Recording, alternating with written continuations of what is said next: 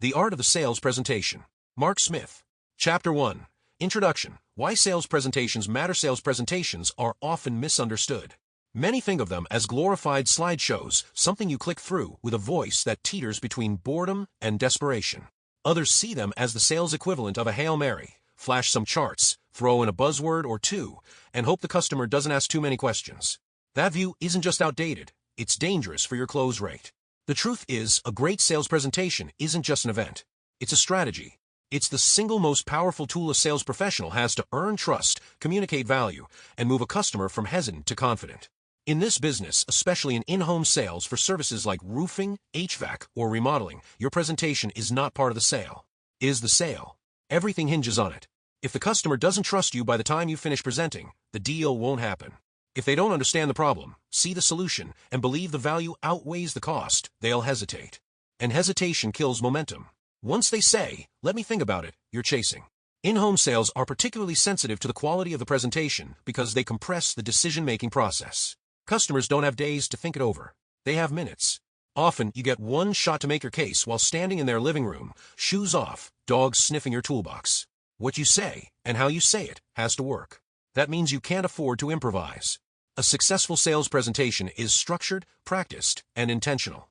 It guides the customer through a very specific experience, from problem recognition to value realization to confidence in your company. If done right, the customer doesn't feel sold. They feel smart. Let's be clear about one thing from the start. Customers are not buying a product. They're buying a resolution to their fear, frustration, or future concern. No one is excited to drop thousands of dollars on a roof. But they are interested in protecting their home, improving their comfort, and avoiding the pain of costly repairs. Your presentation exists to make that connection clear. When done well, a presentation isn't about pressure. It's about preparation. It creates a context in which saying yes feels natural. It turns uncertainty into clarity, price into investment, and a sales pitch into a customer decision. This isn't guesswork. There are proven principles behind how people make buying decisions. Behavioral economists and sales psychologists have mapped them for years. Customers evaluate offers through emotional filters first, then look for rational support. If you try to sell with data before you connect on concerns, you lose. If you offer a price before you've established value, you get price pushback. That's why this book focuses on the full scope of the sales presentation, not just what goes in the slides, but what comes out of your mouth, what you hand to the customer, what you wear, how you move, and when you pause. Everything signals something. Everything counts. You'll also notice that this approach is deliberately practical. We're not here to inspire with platitudes or impress with acronyms. You won't find theoretical fluff. Instead, you'll find real strategies that are field-tested. The kind that work when your customer has kids running around, a barking dog, and half their mind on dinner plans. Because those are the conditions under which real sales happen. We'll start by defining what a sales presentation actually is. Spoiler, it's more than a PowerPoint. From there, we'll lay out the purpose behind every presentation, not just to inform, but to influence. That leads us into the 3 core objectives every great presentation must achieve: helping the customer recognize their problem, proving that your value exceeds your price, and clearing obstacles before they become objections. Those objectives form the heart of the process. They turn your pitch into a persuasive narrative. Instead of lobbing facts at the customer, you lead them on a structured path. Each section of the presentation builds on the last. Each answer you give earns you trust. Each visual you show increases credibility. Until by the end, the customer is nodding not because you asked them to, but because it now feels obvious. What you'll see again and again is that the most successful reps don't rely on force. They rely on framing. They don't try to win arguments. They try to win belief. They show, they explain, they listen, and they position the decision as the logical next step. That's why sales presentations matter. Not because they help you check a box, but because they shape the customer's entire experience of the product, the problem, and you. They can't read your mind. They don't know what you've seen. They only know what you show and how you explain it. The better you are at crafting that experience, the better your close rate. So whether you're new to in-home sales or looking to sharpen a skill you've been honing for years, this book gives you a framework to rely on. One that simplifies what matters and amplifies what works. Now that we've established why the sales presentation is the engine of every deal, we can move on to understanding what that engine actually looks like, how it's built, what it includes, and why every piece has to be there. That's what we'll unpack next. Chapter 2. Defining the sales presentation. When someone hears the term sales presentation, the mental image that usually comes to mind involves a person in business casual attire flipping through a PowerPoint deck, talking about product specs while the customer nods along politely. That image is outdated. Worse than outdated, it's incomplete. Today, a sales presentation is a fully immersive experience, and in the context of in-home services, it has to be. Selling a product that involves someone's home means you're not just selling functionality. You're influencing trust, comfort, and personal investment. That presentation doesn't start when you open your laptop or hand over a brochure. It begins the moment the customer opens the door. Everything from your appearance to the energy you bring into the room becomes part of the sales environment. So let's redefine the term. A sales presentation is the sum total of all customer-facing communication, visuals, tools, and behavior you deploy to guide someone from uncertainty to decision. It's not one moment, it's a process that plays out across a structured arc, with you as both narrator and navigator.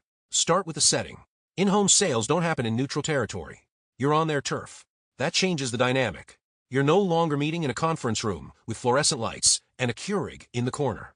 You're in a living room with toddler toys underfoot and a curious dog sniffing your ankles. That environment puts the customer at ease, but requires more from you. You must be composed, respectful, and sharp because they're watching everything. Then there's the human element. The way you greet the customer, your handshake, whether you take off your shoes, how you respond to small talk, all of it sets a tone. It builds or breaks rapport before a single slide appears. Customers make fast judgments, and first impressions are rarely reversed. A real sales presentation uses every sense. Visuals matter. If you show up with bent paper, smudged forms, and blurry photos, you might as well announce that you're not detail-oriented. But if your materials are clean, labeled, and easy to follow, that projects order and care. Professionalism is a value signal. It tells the customer what kind of work they can expect from you. Digital tools technology has changed the way sales presentations work. There was a time when a clipboard and carbon copy paper were all a rep needed to walk into a home and write a deal. Those days are over. Today's customer expects clarity, polish, and proof. They want to see exactly what's wrong and how it's going to be fixed. That means your tools can't just be functional, they have to elevate the conversation. Enter Sumo Quote and Company Cam. These platforms have become must-haves in the in-home sales world for a reason. They don't just look good, they make you better. They take what used to be manual and messy and turn it into professional, persuasive communication. Let's start with Company Cam. This app solves a fundamental challenge in the home services space. How do you show the customer what you saw on the roof without dragging them up a ladder? Company Cam lets you document everything with photos that are automatically tagged by job and location. You can take a picture of a cracked shingle, add an arrow pointing to the damage, label it with a note, and immediately include it in your presentation. No need to fumble with file transfers or hunt through your phone gallery. This matters because visuals are persuasive. When customer sees a clear, close-up image of the vent stack or the deteriorating flashing, they stop guessing. They start understanding. Annotated photos remove ambiguity. They build trust. They say, here's what I found and here's why it matters. Company Cam also helps with record keeping. Every photo is stored in a timeline for that specific job. If there's ever a question later from the customer, your installer, or even your own boss, you've got a visual record that speaks louder than a report ever could. This level of transparency doesn't just protect you, it strengthens your credibility. But photos are only half the equation.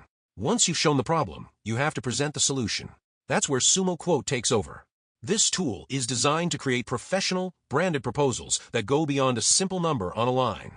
It lets you build customized quotes that show exactly what's included, how the options stack up, and what the investment delivers. Sumo Quote proposals can include job photos, product images, scope details, and financing information all in one document. No more jumping between apps or handing over generic paperwork. Instead, you give the customers something they can read, share, and feel good about. Presentation is everything here. A printed quote from a text doc looks dated. A Sumo Quote proposal looks sharp, intentional, and confident. That first impression matters. It says, we're a company that has our act together. And it helps shift the tone from price negotiation to value discussion. Let's talk through how this works in real time. You inspect the home, take photos of key issues using Company Cam, and then build your presentation around those visuals. During the sit-down, you walk the customer through each issue with evidence in hand. You explain what they're looking at, what the consequences are, and how your team solves that problem. By the time you show them the quote in Sumo Quote, they're already leaning toward action. You don't just hand them a number. You give them choices. Tiered packages let them see what's possible. Good, better, best. Each with a clear explanation and visual support. This approach works on two levels. First, it frames your pricing with context. Second, it gives the customer control. People hate being told what to do, but they love choosing between options. Another smart move, include a page that shows financing scenarios. If you know the full project price might cause sticker shock, show what monthly payments could look like. When someone sees $14,000 as $185 a month over 8 years, it feels doable. Sumo Quote makes this easy to build in without making it awkward. These tools also speed up the process. What used to take hours of prep can now be completed in minutes. CompanyCam syncs instantly, and Sumo Quote uses templates that can be customized in real time. That means you're not stuck typing into spreadsheets or emailing someone back at the office for support. You own the entire presentation. Now, let's address an objection some reps might have. I don't like relying on technology. I just want to focus on the conversation. Fair point. But these tools don't replace the conversation. They enhance it. They support your voice, reinforce your message, and help the customer follow along. You don't lose control, you gain precision. Even better, using these platforms reflects well on your professionalism. When you pull out a tablet and start presenting organized, annotated content, customers feel reassured.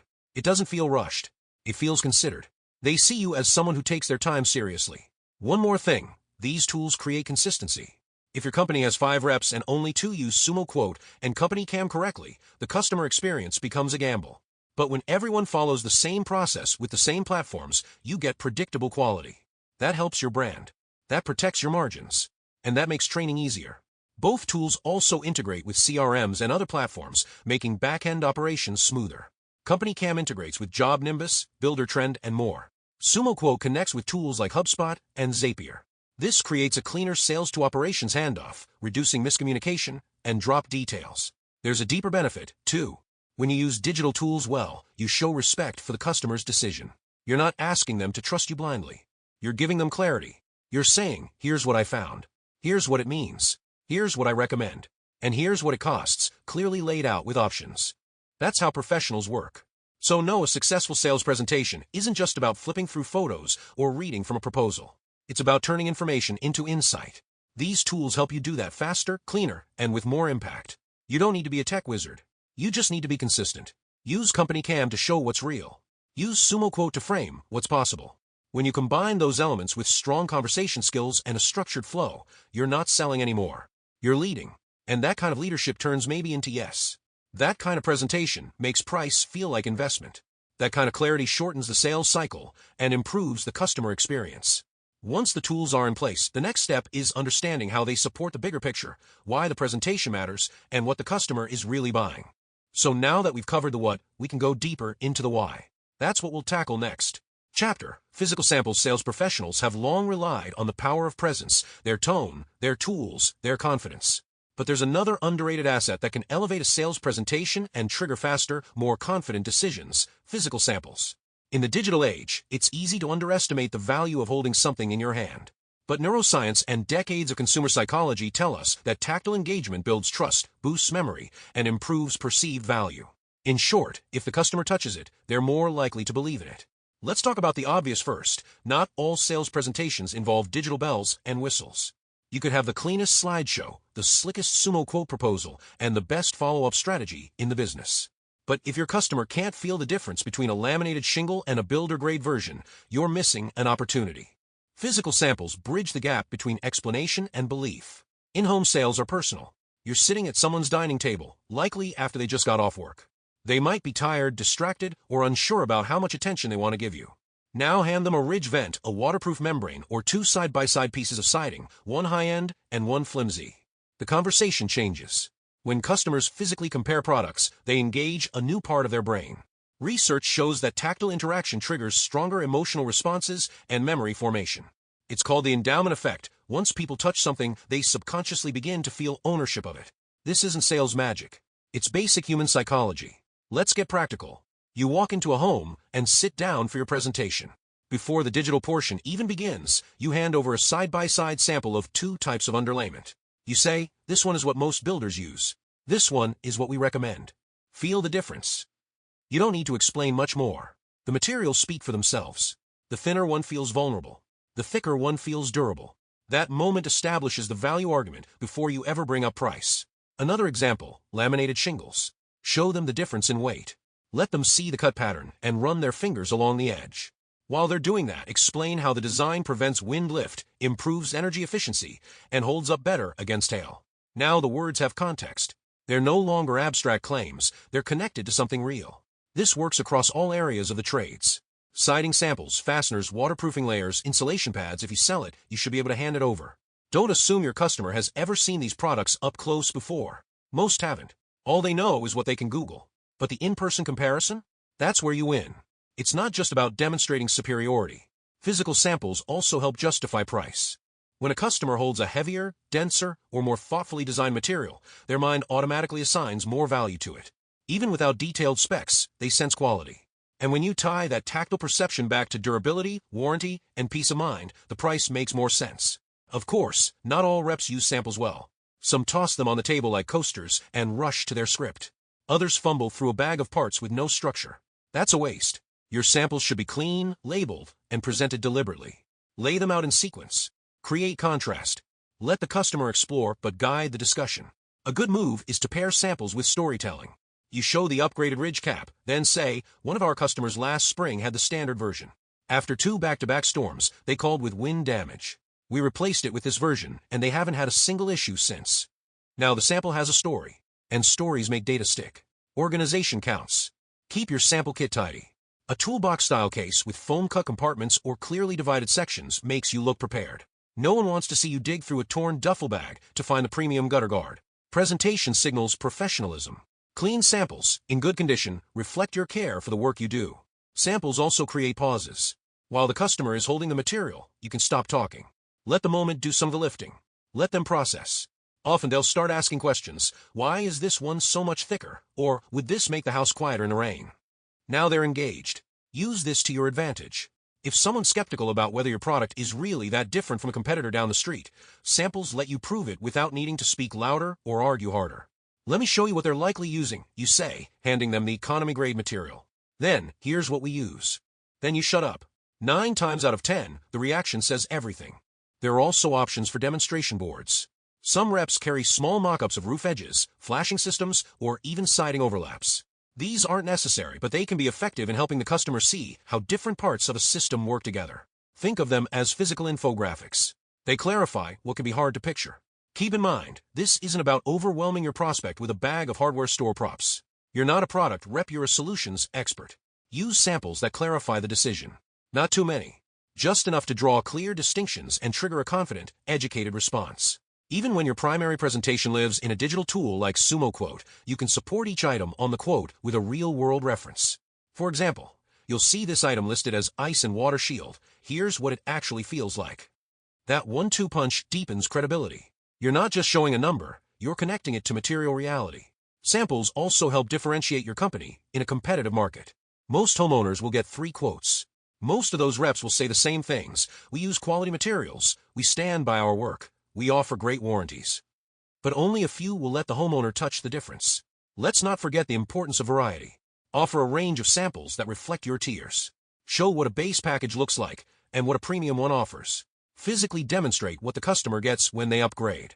That visual and tactile contrast sharpens the perceived value of each option, and it makes your price presentation feel grounded, not arbitrary. For maximum effectiveness, integrate your samples into the natural flow of the conversation. Don't treat them as a separate chapter. Fold them into the moment. When you talk about underlayment, hold up the underlayment. When you get to ventilation, pull out the ridge vent. Let form follow function. The power of touch is universal. It transcends demographics. Whether you're presenting to a retired couple, a busy young family, or a first-time homeowner, physical samples bring the pitch down to earth.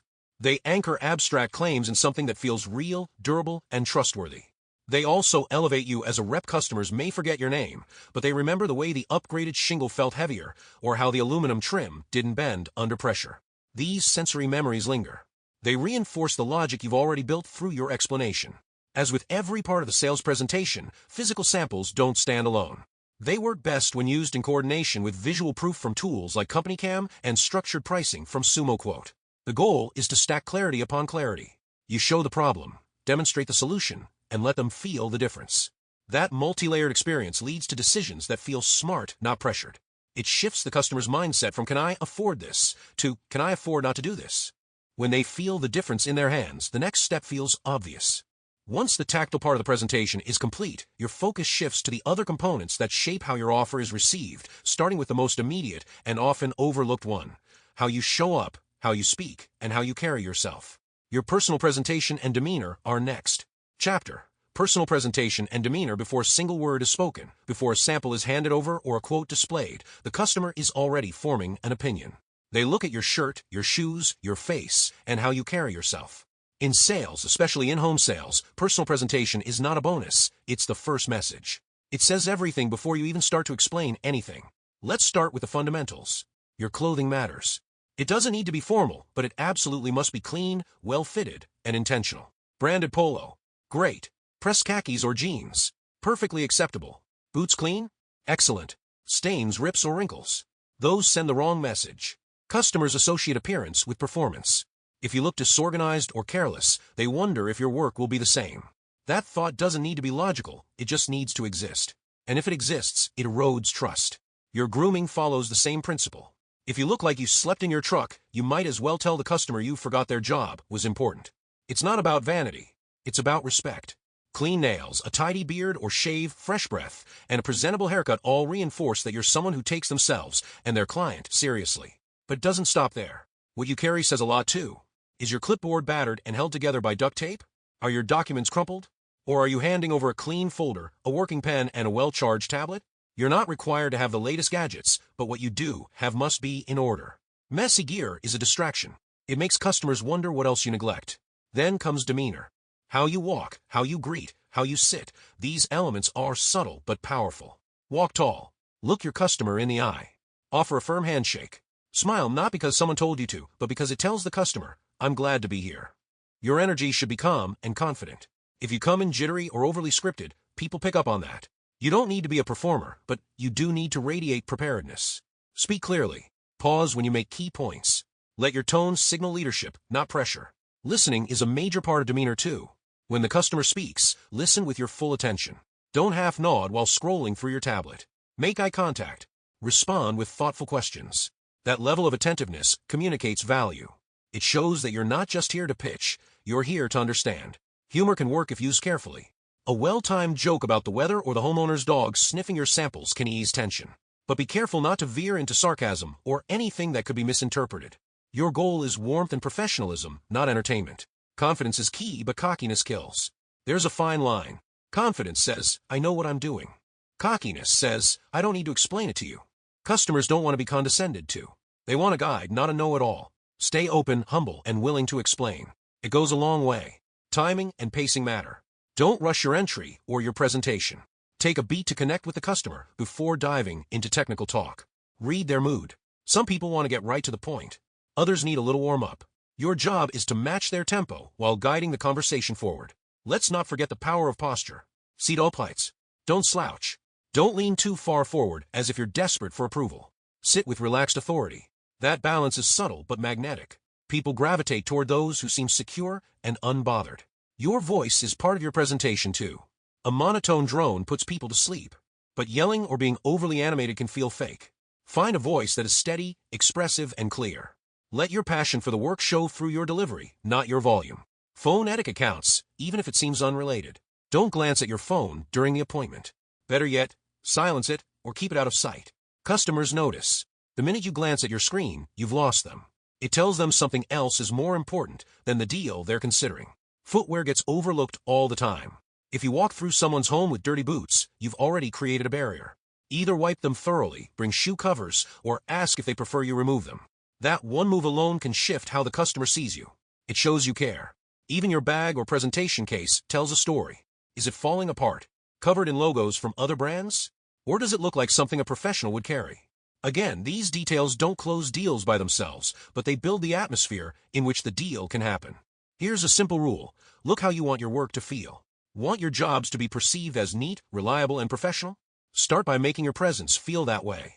Customers buy more than products. They buy confidence. They buy peace of mind. Your presentation either builds that or chips away at it. The good news? You don't need to be a model or a motivational speaker. You just need to be polished, present, and prepared. Every interaction is part of the sale. Every movement, every glance, every pause. If you show up disheveled, distracted, or disorganized, the customer won't say anything out loud. But internally they're thinking, if he can't handle his own presentation, how will he handle my roof? That's the connection they make. Your demeanor becomes a forecast of your work. Your demeanor also affects how customers respond. When you're relaxed and in control, they feel safe asking questions. They feel more open to guidance. If you're defensive, tense, or impatient, they clam up. That's when objections start to pile up. That's when they say, we need to think about it. The difference between a yes and a maybe can be something as small as how you looked when they opened the door. First impressions are powerful, but sustained impressions win the close. Keep your composure throughout. Even if they throw you a curveball or challenge your price, stay even. Stay helpful. Reps often ask, how do I recover if I feel like I started off poorly? The answer is presence. Tune in, refocus, reset your posture, slow your speech, and get grounded. Customers forgive awkwardness. They don't forgive apathy. One final note, demeanor includes how you leave. Don't rush out the door. Don't pack up mid-sentence. Thank them for their time. Let them know what to expect next. Leave them with a clean quote and a confident tone. The last thing you say is the last thing they remember. Personal presentation is one of the few things in sales entirely under your control. You can't control the weather, the economy, or how many competitors came before you. But you can control how you show up. You can control how prepared, polished, and present you are. That consistency becomes your brand. It becomes part of why customers choose you, even if they can't explain it. They just had a good feeling. That feeling didn't come from luck. It came from the cues you gave through your appearance, your behavior, and your tone. With that foundation in place, we can now turn our focus to the final environmental factor in your presentation, the space around you. Because while your personal presence sets the tone, the environment where you hold the meeting also shapes how your message lands. That's up next. Chapter: Environmental Cues. Sales doesn't happen in a vacuum. It happens in the real world, in homes, on porches, across kitchen tables, or at the edge of someone's driveway while their dog tries to climb into your work bag. The space you operate in becomes part of the pitch, whether you like it or not. That's why mastering environmental cues isn't just a bonus skill. It's a necessity.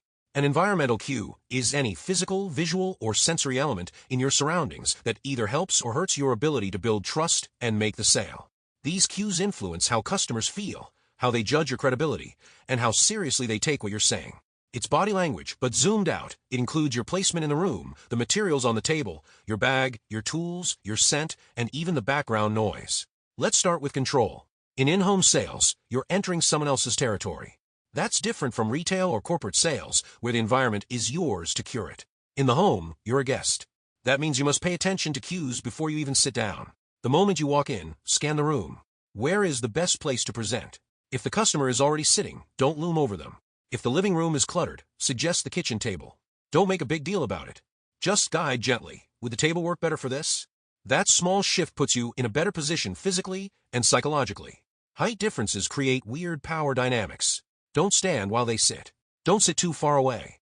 Aim for equal height and close enough proximity to allow for easy handoffs of samples, papers, or tablets, but not so close that you invade personal space.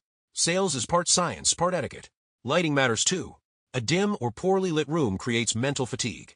If you can position your materials near natural light, or suggest turning on an extra lamp. Again, frame it casually. Let me pull this closer to the light so you can really see it. That way it's about their clarity, not your needs. Ambient noise also affects focus. If the TV is on, ask politely to mute it. Would you mind if we turn this down so you can hear me clearly? Most people appreciate the courtesy.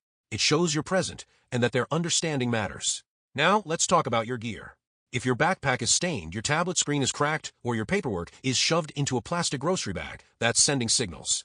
The environment includes what you bring into it. Clean, well-organized tools imply organized work. Customers read those details. They shouldn't, but they do. The table itself matters. If it's covered in clutter, offer to move a few things so you both have space. But be tactful.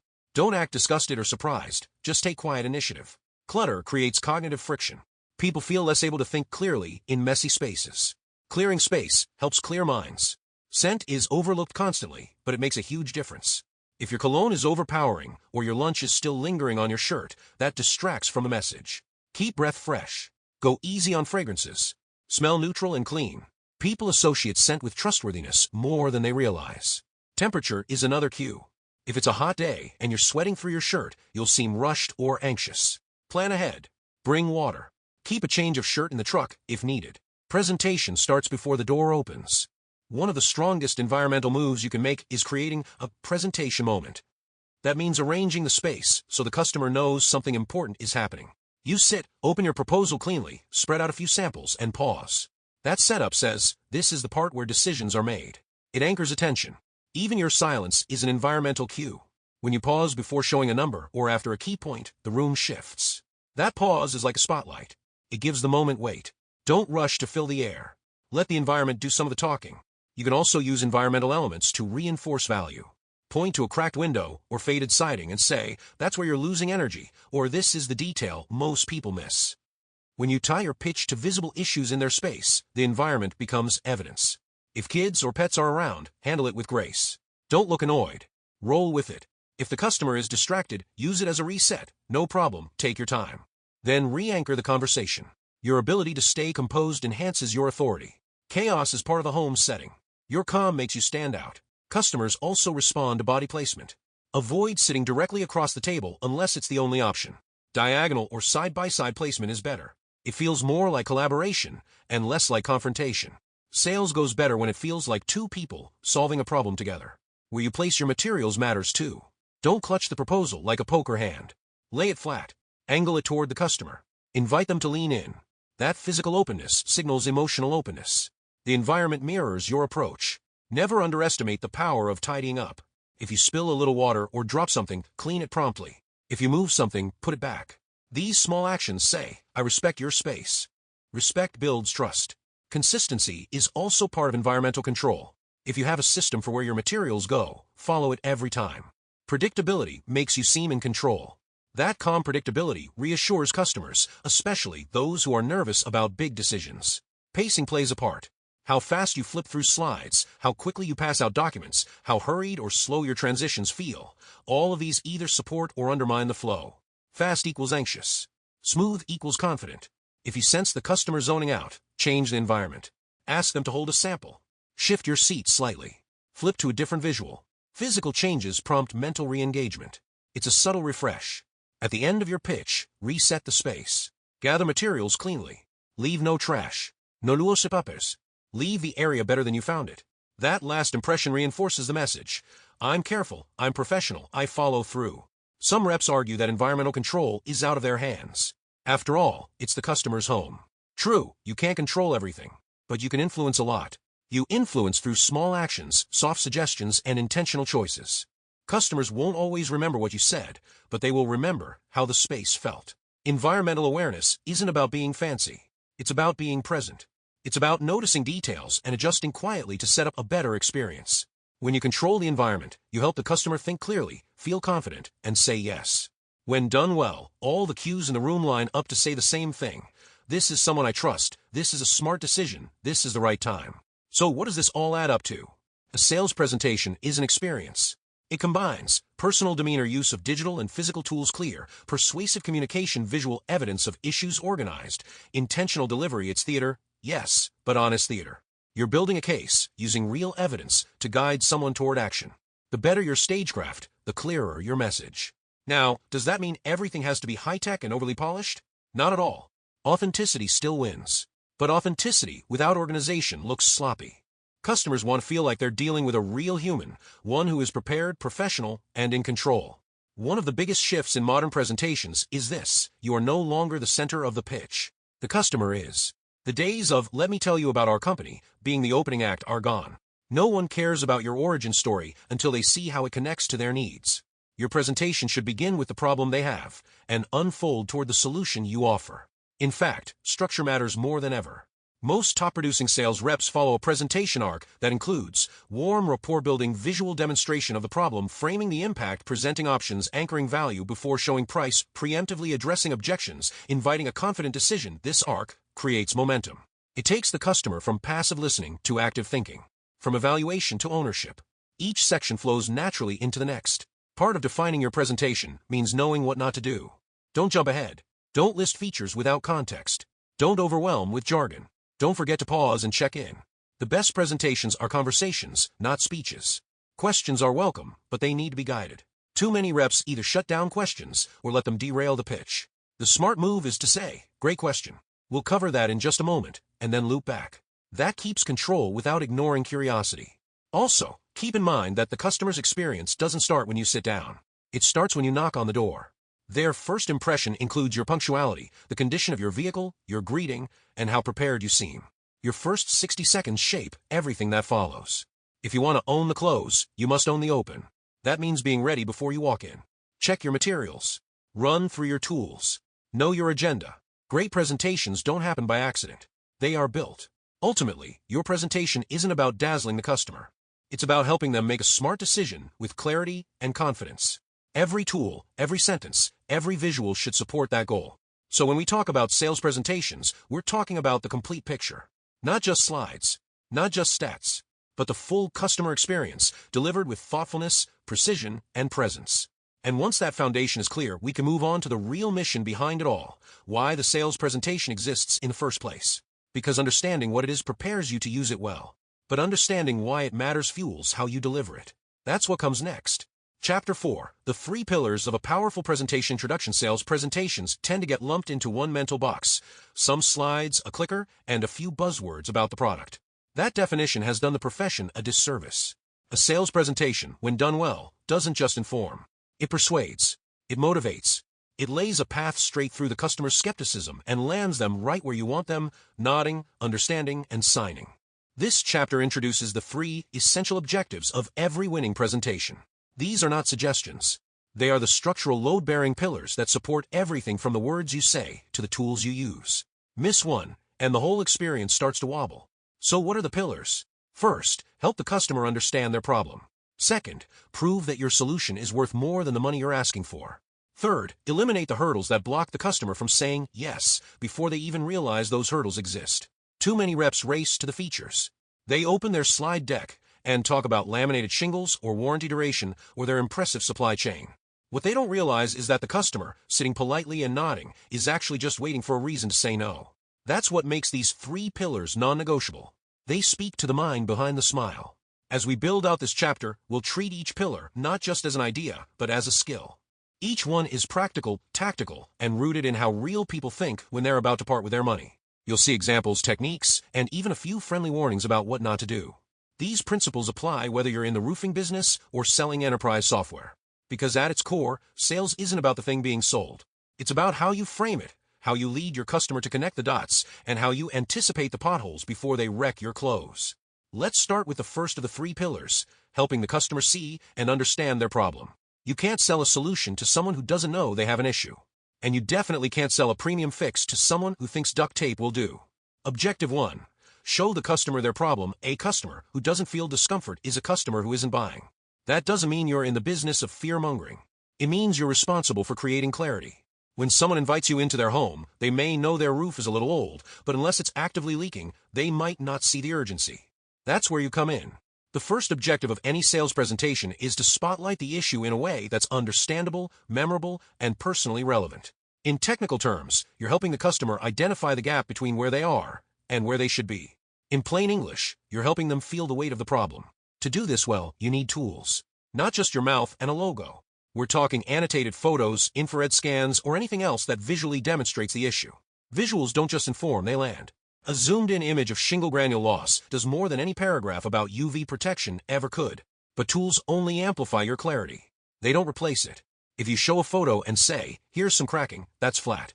If you say, this cracking means water can get in here, and if that happens you're looking at insulation damage, mold, and an insurance headache that won't go away, now you're translating the technical into the personal.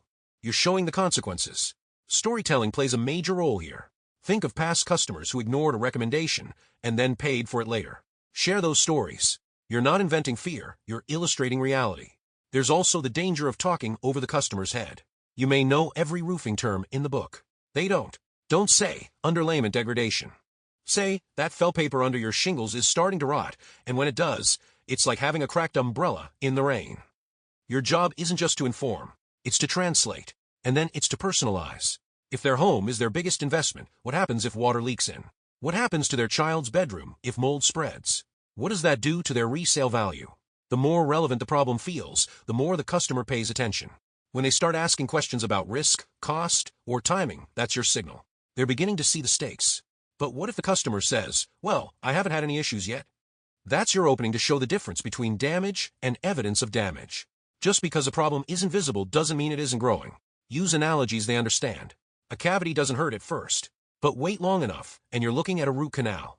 Once the customer clearly sees the problem, you've built your foundation.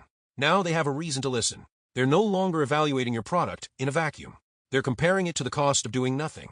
So what happens next? Now that the customer recognizes the problem, you have to make your offer look like a no-brainer. Objective 2. See Objective 3. Remove obstacles before they become objections. A customer can see their problem. They can agree your offer is valuable. And yet, when it's time to sign, something suddenly shifts. Let me think about it. I need to talk to my spouse. We're going to get a few more quotes. These aren't rejections. They're symptoms of unseen barriers. The third objective of your presentation is to knock those down before they pop up. Obstacles fall into 5 main categories. Time, they don't feel urgency. Money, they're hesitant about the price. Fit, they're unsure if your company is the right one. Others, they need someone else's approval. Self, they don't trust themselves to decide. Each one has to be addressed gently, but directly. Time is handled by showing risk. If you know a storm season is coming, say it. If repairs take longer in colder months, bring it up. People procrastinate when they think there's no consequence. Show them what waiting could cost. Money gets solved through the lens of future cost and broken down value. We covered that. But now you tie it off with clarity, financing options, stage payments, and how the investment pays for itself. Fit is personal. Your professionalism, customer testimonials, case studies, and visible reviews on sites like Google or Angie reinforce that your company isn't just competent, it's the safe choice. Don't be shy about sharing credibility. Others can be tricky. If the spouse or another decision maker isn't present, ask, what concerns do you think they'd have? Help them prepare their case. Make it easy for them to advocate internally. Self is subtle. The customer might trust you, but they doubt their own ability to make a good decision. This is where tone matters. Speak like a guide, not a pusher. Validate their concerns. Say, I understand this is a big decision. Here's what other customers in your situation have done. Handle each of these inside the presentation. Don't wait until the close. When you build urgency, present clear value, and remove objections before they surface, you're not manipulating the customer. You're leading. You're helping them navigate their concerns so that by the time you ask for the sale, the path is clear. The customer says yes not because they were pushed, but because they were prepared. And now that you know the 3 core objectives of a great presentation, we can begin to zoom in on how to master each one in more detail. The next chapter focuses fully on Objective 1, showing the customer their problem with tools, language, and techniques that transform a vague concern into a compelling case for action. Chapter 5, Objective 1, making the problem clear, how to help customers recognize their problem. When a sales presentation begins, most customers don't walk in feeling the urgency you do.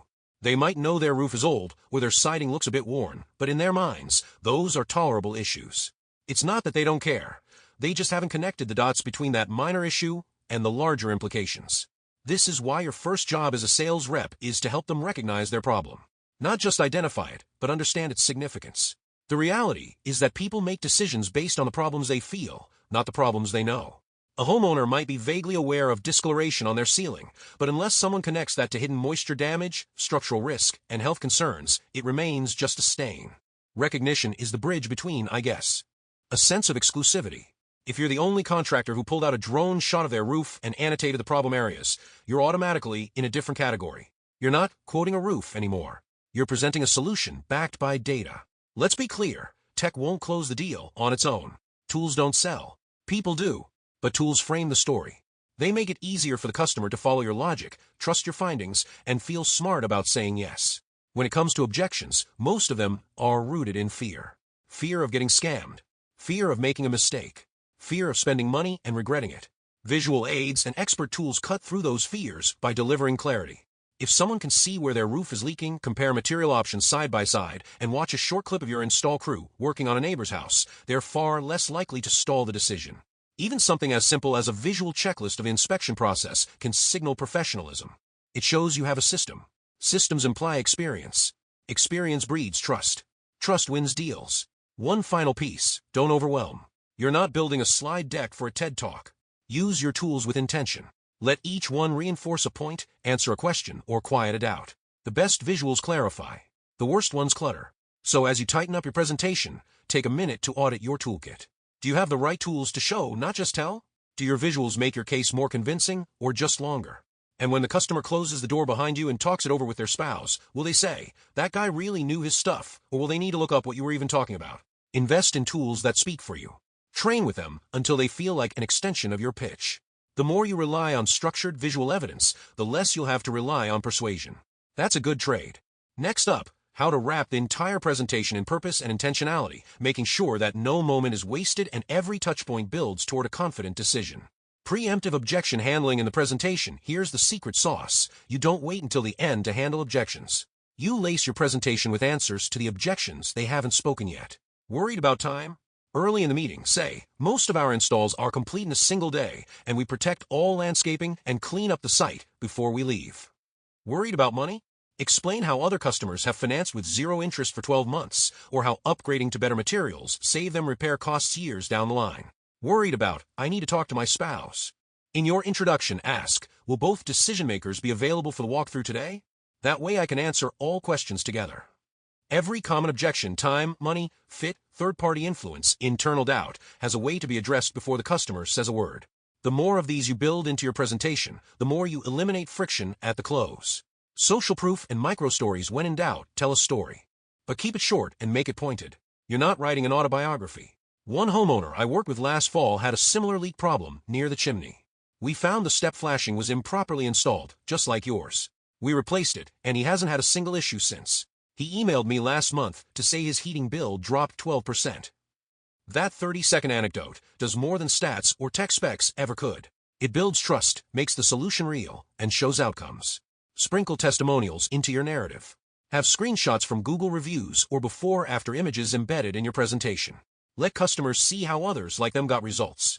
Tonality and delivery. Say it like you mean it no matter how good your script, tone, and pacing matter. If you sound hesitant, rushed, or robotic, the best value pitch will land flat. Pace your delivery like a storyteller. Build tension when talking about the problem.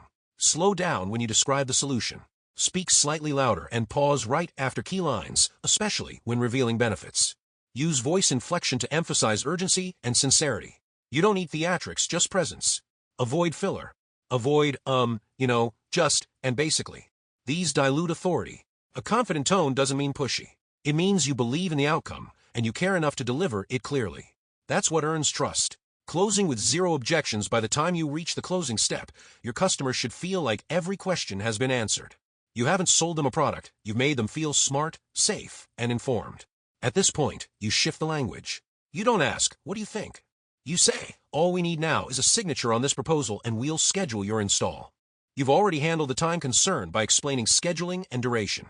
You've justified the money with value, warranty, and financing. You've established fit with trust, credibility, and rapport. You've addressed spouse or partner dynamics by ensuring they're part of the conversation. And you've calmed internal doubts by proving outcomes with clarity. That's what obstacle prevention looks like in practice. Sales without friction is a rehearsed art. Obstacle prevention is not luck or talent. It's the result of repetition, clarity, and empathy. You rehearse your positioning. You tighten your phrasing. You polish your visuals. You collect stories. You adapt to each home, each face, each pause in the conversation. And above all, you lead. Customers want to be led by someone who knows what they're doing. When you remove friction before it surfaces, you don't just make the sale easier, you make the decision safer. As we transition to our final chapter, keep in mind that every tactic in this book leads to one central idea: intentionality. Sales reps who control the flow, anticipate doubt, and build in answers from a first handshake are the ones who close consistently. Let's bring it home. Chapter 10. Every minute has a purpose. If there's one truth every seasoned rep learns the hard way, it's this: sales presentations don't reward the meandering or the passive. They're not a free-form jam session.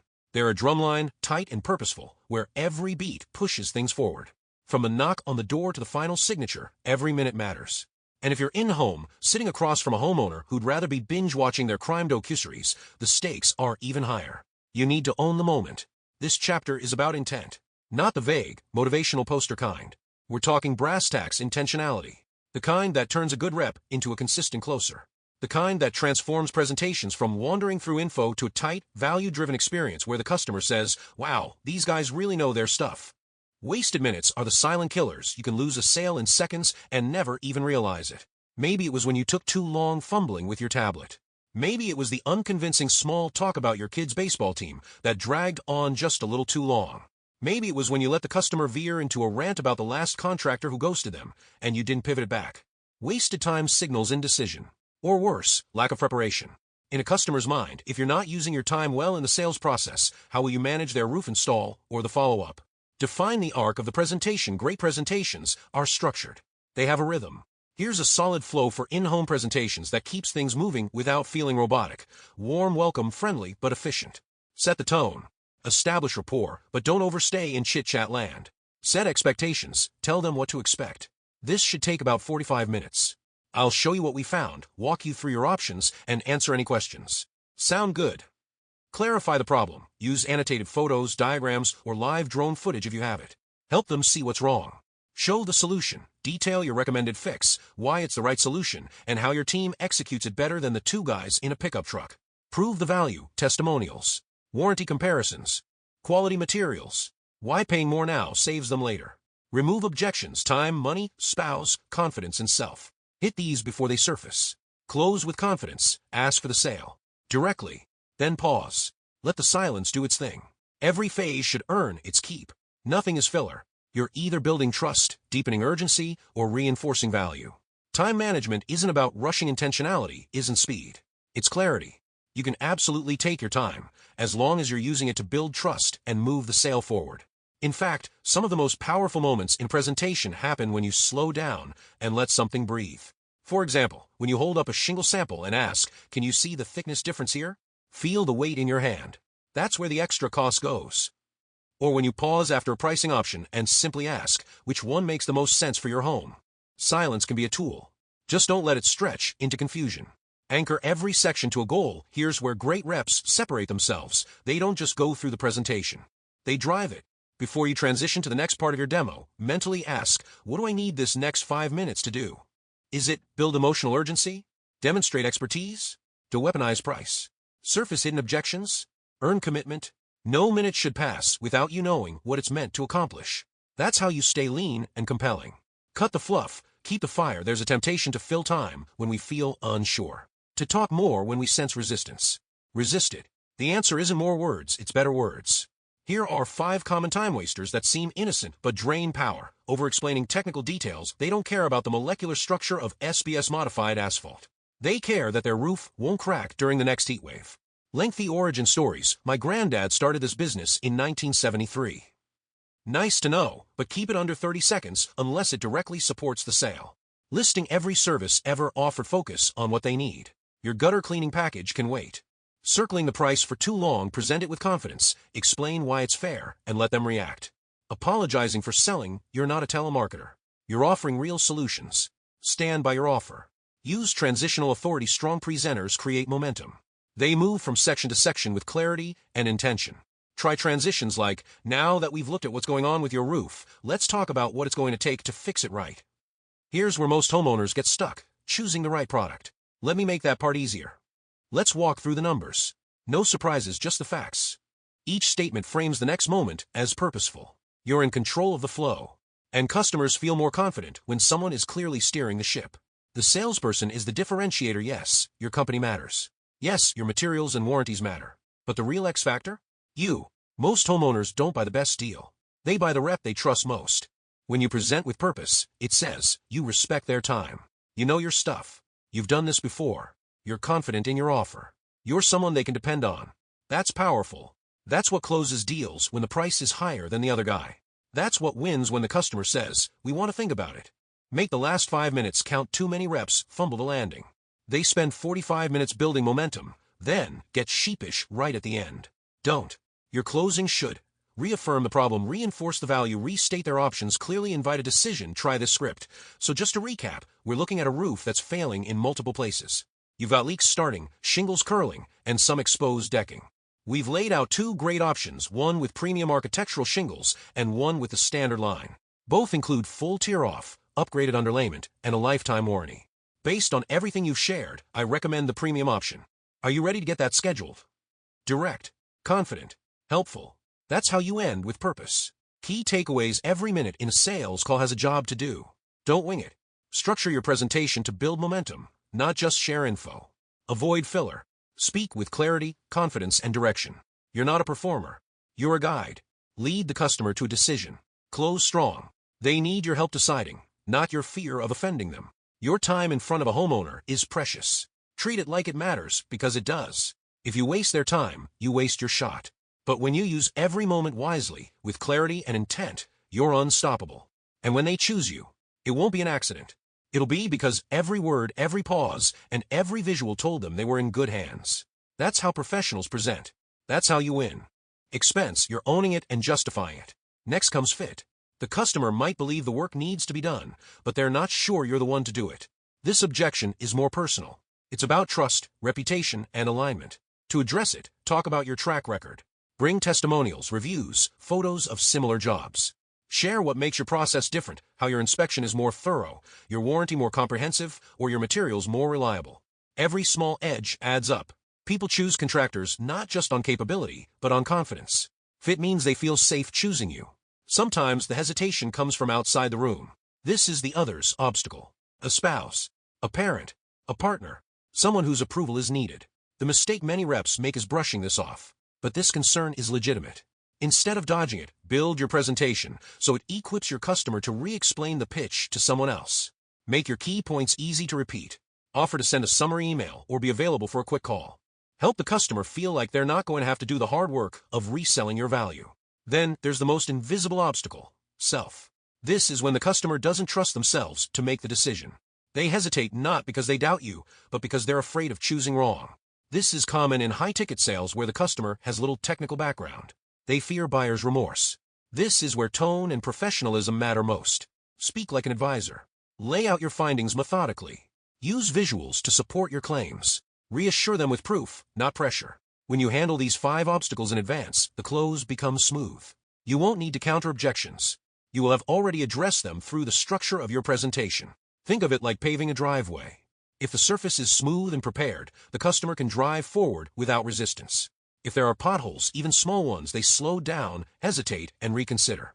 Your presentation is that surface. Preempting objections is how you smooth it.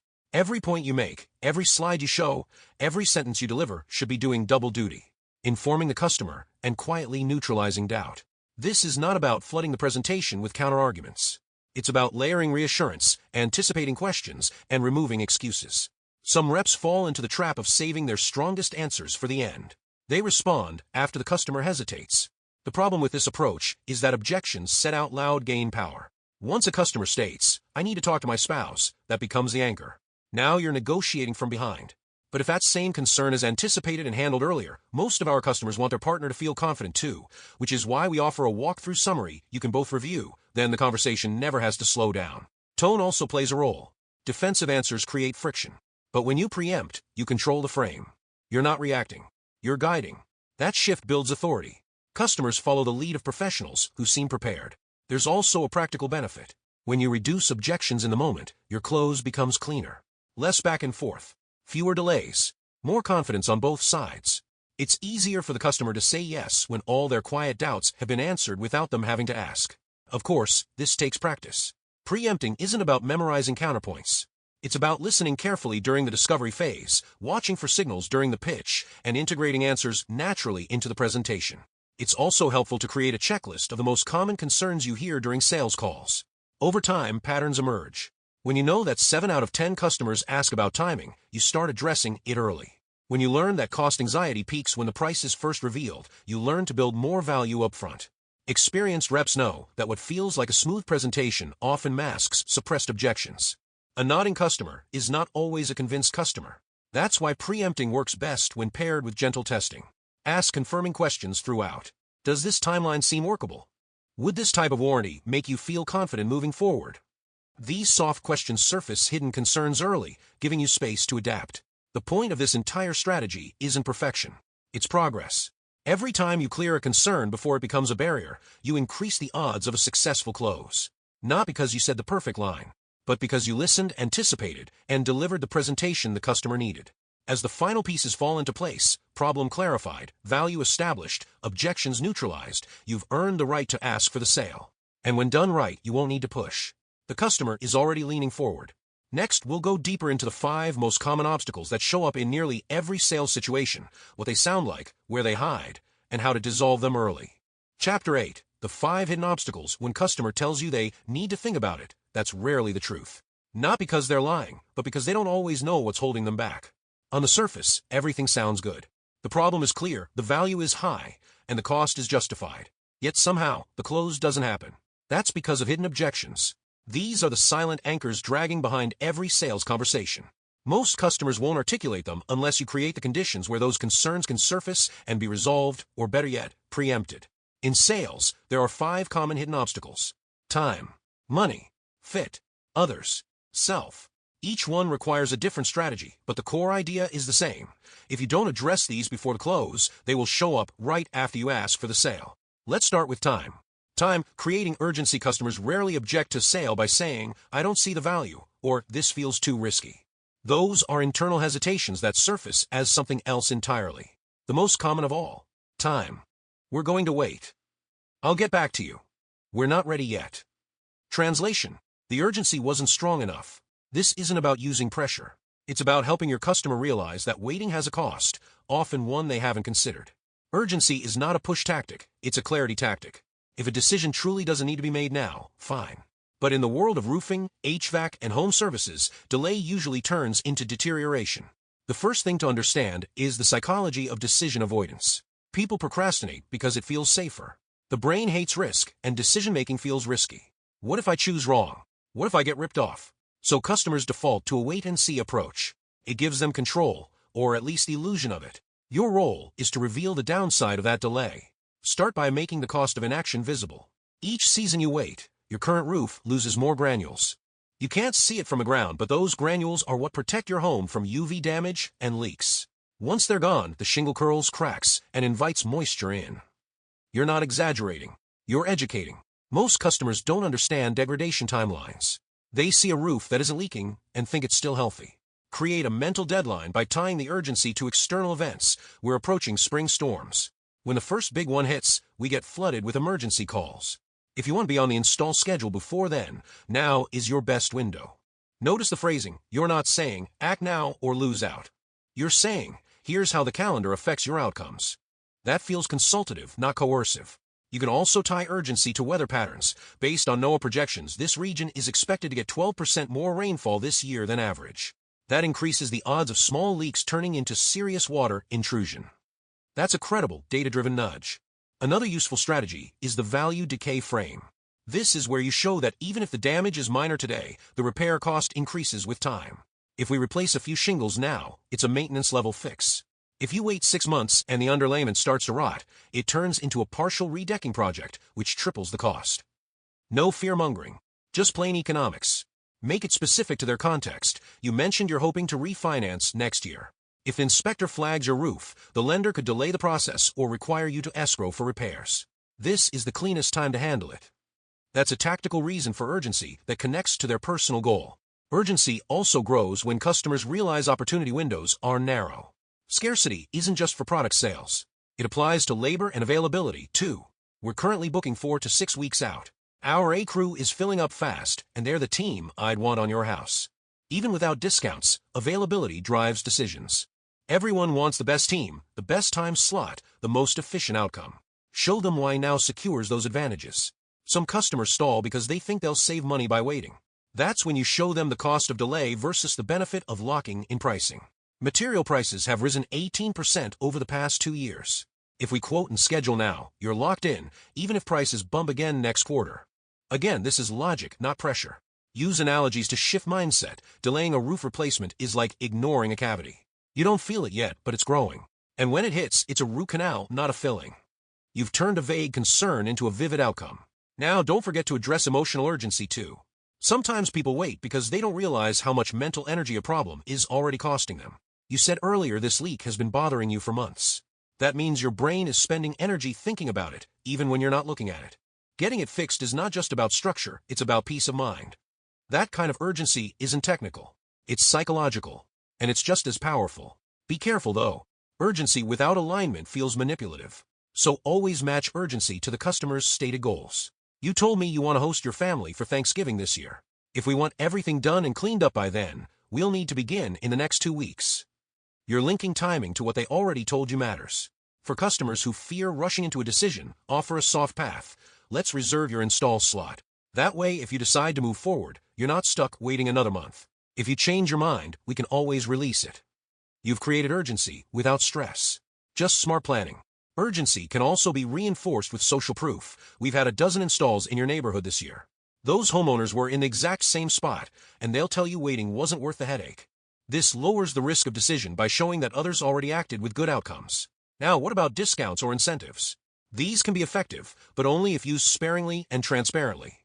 We have a supplier rebate on impact-resistant shingles this month. If you decide before the end of the week, that credit goes directly to your quote.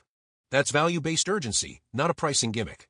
Urgency should also scale with severity. If a roof is actively leaking, your tone can shift. This isn't something that can wait. Water intrusion is already happening. We need to tarp this immediately and get you on the schedule before the damage worsens. Professional urgency is part of your duty. You're not selling fear, you're selling priority. Sometimes, urgency lives in the customer's future self. Help them see that delay robs their future of confidence. Every time it rains, you're going to look at the ceiling and wonder. That's stress you don't need. Wouldn't it feel good to know it's handled? That's emotional resolution. Ultimately, urgency creation is about truth told clearly. It's about showing cause and effect. You're not forcing a yes. You're showing that delay is its own form of choice and not always a wise one. When you do this well, your prospects don't feel cornered. They feel informed. They feel seen. And most importantly, they feel motivated to act while it still benefits them. With time addressed, we move into the next obstacle, price. Because once they understand the urgency, the next hurdle is whether they believe the investment matches the outcome. That's where we'll go next. Money, justifying cost money objections are the most obvious and, ironically, the least honest. When a customer says, "It's too expensive," they often mean, "I don't see how this helps me more than it hurts my wallet." That's not about price. That's about value. And that's where your job begins. Let's address the elephant. Cost sensitivity is real. Homeowners are juggling mortgage rates, inflation, and their kids' orthodontist bills. Your price tag might be competing against a summer vacation or a new washing machine. But the key is helping them see that what you offer isn't a cost. It's a transfer of risk, comfort, and confidence. Start by shifting the mental frame from upfront expense to long-term economics. This isn't a car stereo. It's structural protection. It impacts energy bills, insurance premiums, home resale, and future repair costs. You're not paying for shingles. You're buying 30 years of not worrying about your roof in the middle of a storm. That's the real transaction. Show them how cheap solutions are expensive in disguise.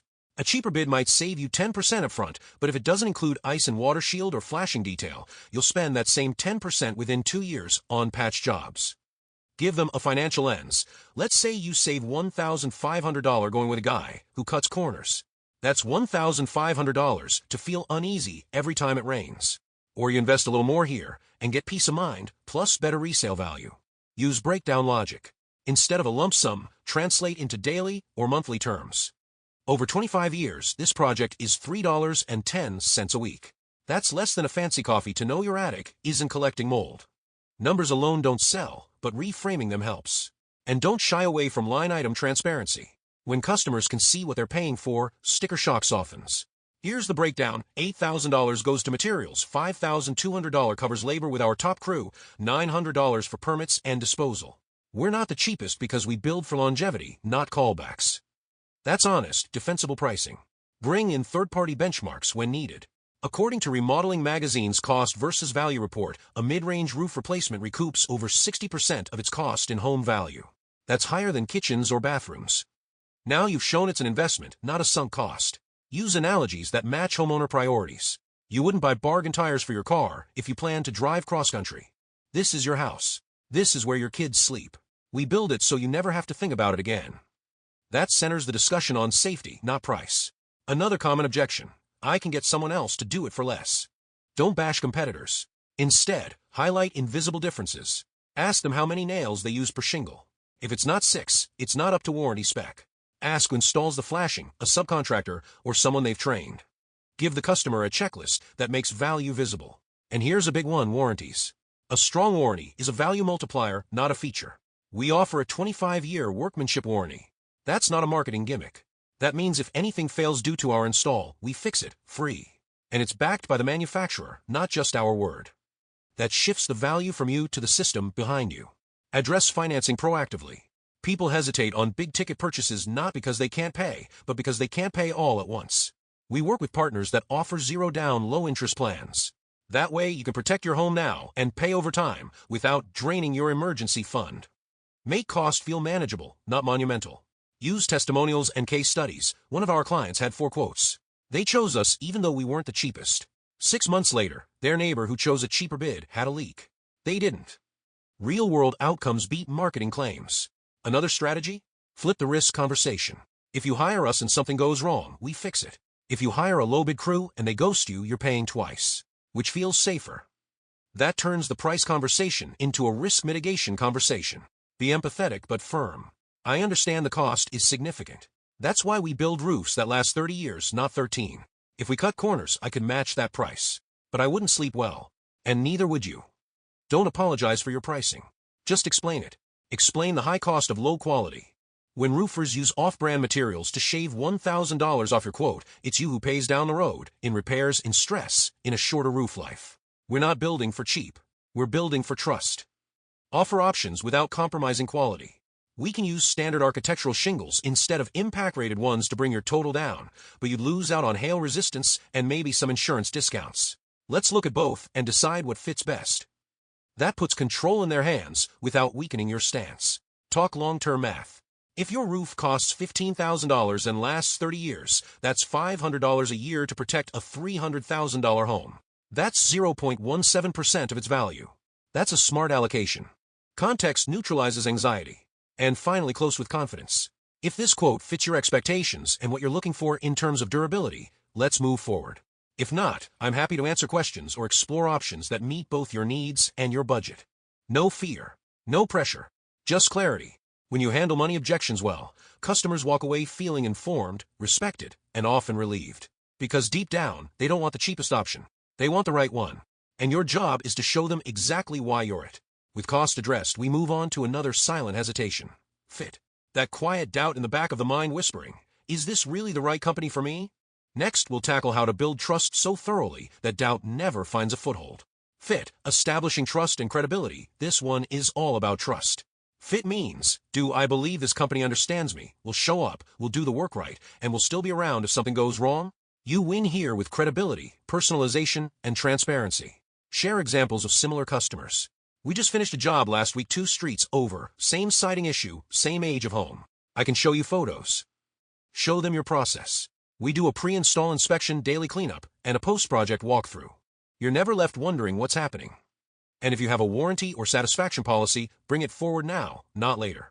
We stand behind every install with a 10-year workmanship warranty, not just product coverage. That means you're protected by us, not just the manufacturer.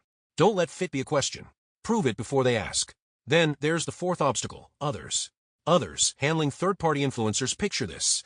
You're at the kitchen table giving what may be the most compelling sales presentation of your life. You've got visuals, product samples, the quote is sharp, and the customer is nodding along. Then it happens. They lean back, smile, and say, well, I just need to talk to my spouse before I decide. Cue the internal sigh. We've all been there. In the world of in-home sales, one of the most persistent and trickiest objections isn't about your price, your timeline, or your product. It's about someone who isn't even in the room, the mysterious third-party influencer. Whether it's a spouse, a parent, a friend, or even a neighbor with a little too much free time, these unseen voices can derail your deal before your potential buyer has even made up their mind. This chapter tackles that specific but very common objection. I need to check with someone else. While on the surface it sounds reasonable, it's often a smokescreen for uncertainty or a polite way of saying, I'm not sold yet. Great sales reps don't just wait for a gatekeeper to say yes. They proactively address this roadblock with strategy, empathy, and tact. So let's break it down. First, let's be honest, in most households, big decisions usually aren't made unilaterally. According to Pew Research, 56% of married couples say major decisions are shared equally. That means more than half of your prospective buyers are going to pause until they consult with their spouse or partner. That's not resistance. That's reality. Ignoring that dynamic puts you at a disadvantage. To neutralize this obstacle, you need to do 2 things before it even comes up. 1. Identify early who the decision makers are. 2. Create a presentation that engages all potential influencers, whether they're present or not. Start by asking up front. And no, you don't need to be pushy. Just ask, will anyone else be helping you make this decision? Or should we schedule a time when everyone involved can be part of the conversation? This serves 2 purposes. It surfaces possible objections before they get momentum, and it shows you're respectful of the household's decision process. But what if you're already knee-deep in a presentation, and the other party isn't there? You pivot. A smart tactic is to arm your buyer with clarity and confidence. That means making your proposal so concrete, so easy to explain, that they can walk their partner through it without fumbling. You do this by packaging your pitch. Literally, create a leave-behind that covers the major points in a digestible, visually clean format. Include annotated images, pricing breakdowns, comparisons, testimonials, and warranties.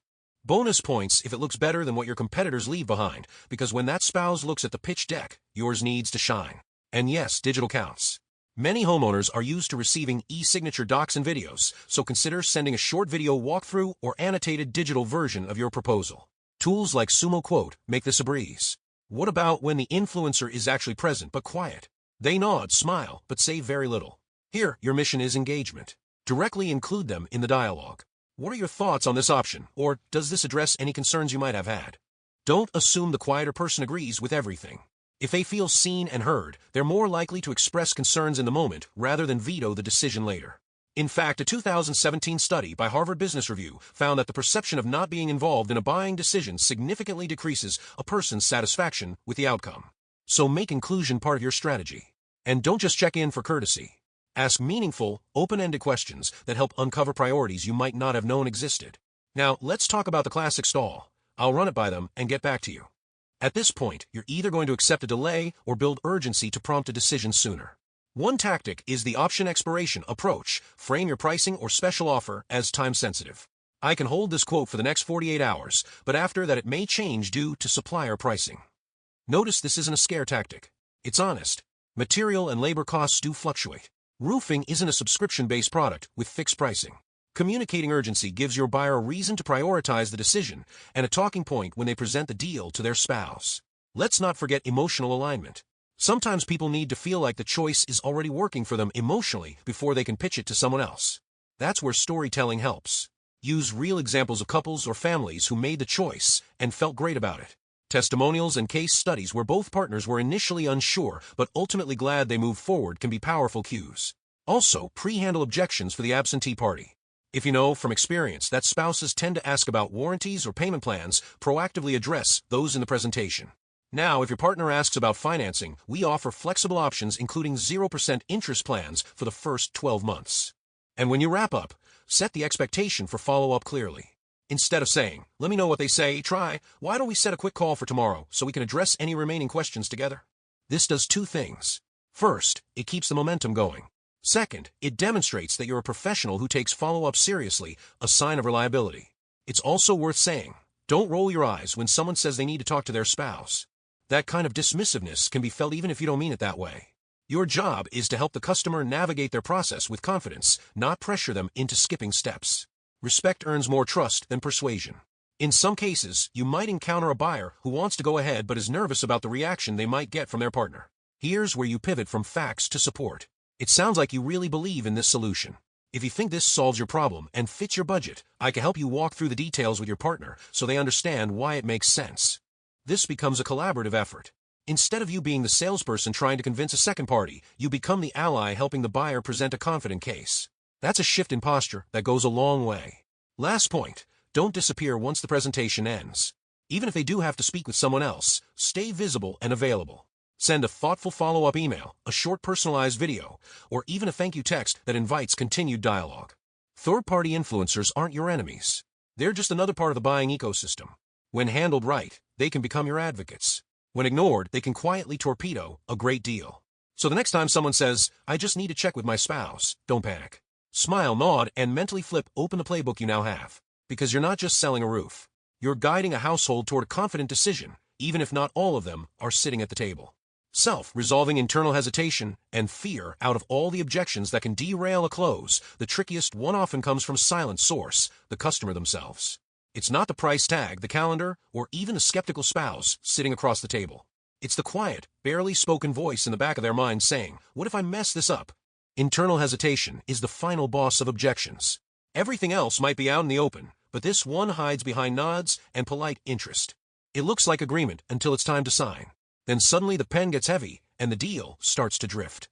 Understanding and overcoming this obstacle requires an entirely different approach, one rooted in emotional awareness, empathy, and strategic reinforcement of self-belief. Customers are human. Humans doubt things.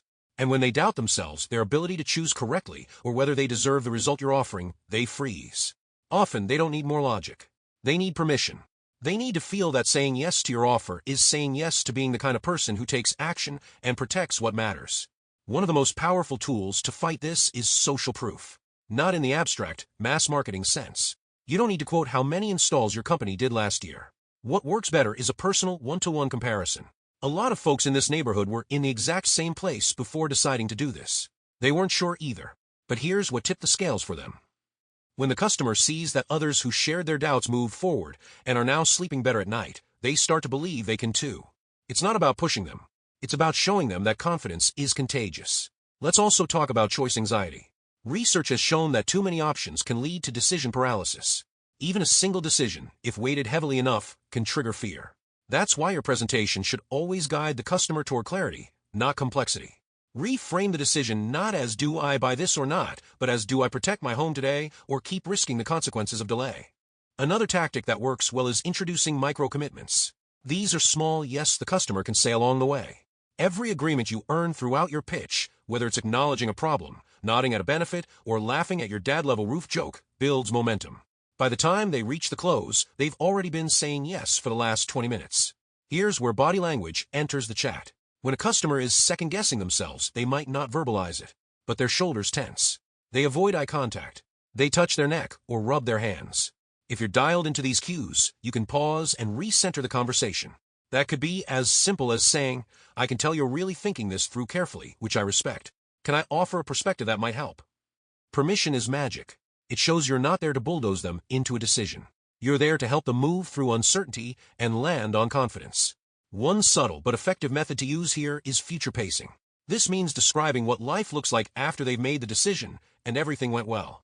3 weeks from now, you won't even remember what the old roof looked like. What you'll remember is how easy it was to breathe when that first storm came and you didn't have to worry. People often hesitate not because they think the product will fail, but because they're afraid they'll regret the decision. Take regret off the table. Replace it with pride and peace of mind. Also, never underestimate the power of empathy paired with authority. Tell them you've seen people hesitate before and why they were glad they didn't wait. That kind of story blends understanding with leadership. You're not just a salesperson now, you're someone who's walked people through this same moment hundreds of times. Let's tie this all back to the psychology of self-image. People want to see themselves as smart, proactive, and protective of their home and family. If your offer supports that identity, then accepting it becomes an act of self-expression. If you frame the purchase as a wise move by someone who values quality and safety, you're aligning the offer with who they want to be. And that's the decision they're really making. No one wants to be the person who ignored the signs, the one who waited too long and paid twice the price for it. Your job is to gently show them that today's hesitation could become tomorrow's regret, but also that today's confidence could become tomorrow's relief. To resolve internal hesitation, speak to the part of your customer that wants to be proud of the choice they made. Make that version of them feel close, feel attainable. Then, back it up with real-life reassurance, past customers, expert installation, warranties, no-fuss service. The truth is, most of the time, people want to say yes. They just need help getting out of their own way. Be the voice of that calm, steady coach in the room who believes in them. Not because you're trying to close a deal, but because you've seen what happens when good people make strong decisions. Then the pen won't feel heavy. It will feel like victory. That brings us to the next step, taking all these internal and external obstacles and building a system around them. A presentation that doesn't just flow, it anticipates, adapts, and accelerates the close. Let's walk through the techniques that help make this happen on autopilot. That makes the customer feel seen. If you handle these 5 hidden obstacles before the final close, the closing conversation becomes a formality. Not a battle, not a negotiation, just the natural result of solving problems that matter. Here's the simple checklist: address time by anchoring urgency. Tackle money with ROI and monthly framing. Solve fit with credibility and process. Equip for others with clear decision support. Calm self-doubt with clarity and empowerment. When you design your sales presentation with these in mind, your conversion rate improves. But even better, your reputation strengthens. Customers feel guided, not pushed. And when you pair this with proactive communication and positioning, you create a presentation that prevents objections altogether, which is exactly where we head next. Chapter 9. Techniques for Obstacle Prevention. Let's get this out of the way. Objections are not personal attacks. They're symptoms of doubt. And doubt is the natural companion of big decisions, especially when money, homes, and warranties are involved. If your customer is hesitating, it means they care. That's your cue, not to push harder, but to reassure smarter. In this chapter, we're going to dig into how to preemptively remove obstacles before they stall the close. Not by steamrolling the conversation, but by weaving trust, authority, and value so seamlessly into your presentation that objections feel unnecessary. Obstacle prevention is the unsung superpower of a seasoned sales rep. It means shaping your presentation to anticipate concerns and meet them before they show up. Done well, it makes you look like a mind reader. Spoiler, you're not. You're just well prepared. It all starts with what you communicate, both through your words and the structure of your presentation. Let's start with positioning. Positioning salespeople often overlook a deceptively simple principle. How you position something changes how it is perceived. This is not about sneaky marketing tricks or deceptive packaging. It's about clarity. It's about authority. And most importantly, it's about guiding the customer to understand the real value of your offering without forcing it down their throat. Positioning, in the context of an in-home sales presentation, isn't just how you stand in the living room, though that helps if you're blocking the TV during the game. It's the deliberate, strategic framing of your product, your company, and even yourself. It's the setup before the pitch. It's the mental scaffolding that holds the logic of your value together so the customer doesn't knock it over with a casual objection. You want the roof to sell itself before price ever enters the conversation. Positioning is persuasion. That term, coined by psychologist Robert Cialdini, captures the act of setting the mental stage so the message you're about to deliver lands exactly how it should. You influence the frame before you deliver the facts. This starts the moment you walk through the door. Your attire, demeanor, handshake, tone, everything sends signals. Customers are scanning for clues. Are you professional? Are you competent? Are you trustworthy? Are you going to give them a fair deal, or are you sizing them up like a used car salesman, deciding how big a markup they'll tolerate? Let's be honest. In-home sales has a reputation problem. Some reps ruined it for everyone by prioritizing pressure over problem solving. That's why positioning matters. You're not just selling a service, you're selling confidence in yourself and the company you represent. Great positioning makes your job easier. When done right, it removes resistance before it forms. Your prospect starts assuming value before they even see the proposal. The mind fills gaps quickly, and if you don't fill them with intentional messaging, they fill with suspicion or indifference. So how do you do it? First, position the company. Early in the presentation, integrate a short but powerful narrative about the company's origin, growth, reputation, and values. This isn't corporate fluff. It's context. It helps a homeowner understand that they're not working with just another contractor. They're hiring a company with roots, with proven systems, and with skin in the game. For example, we started with a two-man crew and a borrowed truck, and we kept it simple: do the work right, show up when we say we will, and own every mistake. That's how we built this team, and how we maintain a 97% satisfaction rate across thousands of projects. That kind of positioning immediately separates you from any sketchy door knocker with a truck and a decal. It builds a foundation of credibility. Next, position the product or service. This is where many reps go into feature overload. R38 insulation, Class 4 impact resistance, self-sealing shingles. Meanwhile, the customer is still wondering whether you'll track mud through their foyer. Technical specs do matter, but they don't create perceived value unless they're framed around outcomes the customer cares about. Instead of launching into a monologue, try setting the stage with a benefit-oriented lead-in. Here's why this matters to you. This isn't just about better shingles. It's about preventing water intrusion that can rot your roof decking and end up costing thousands in repairs down the line. That's framing. That's positioning. It translates data into decision-making fuel. It shifts the conversation from cost to consequence, from product to protection.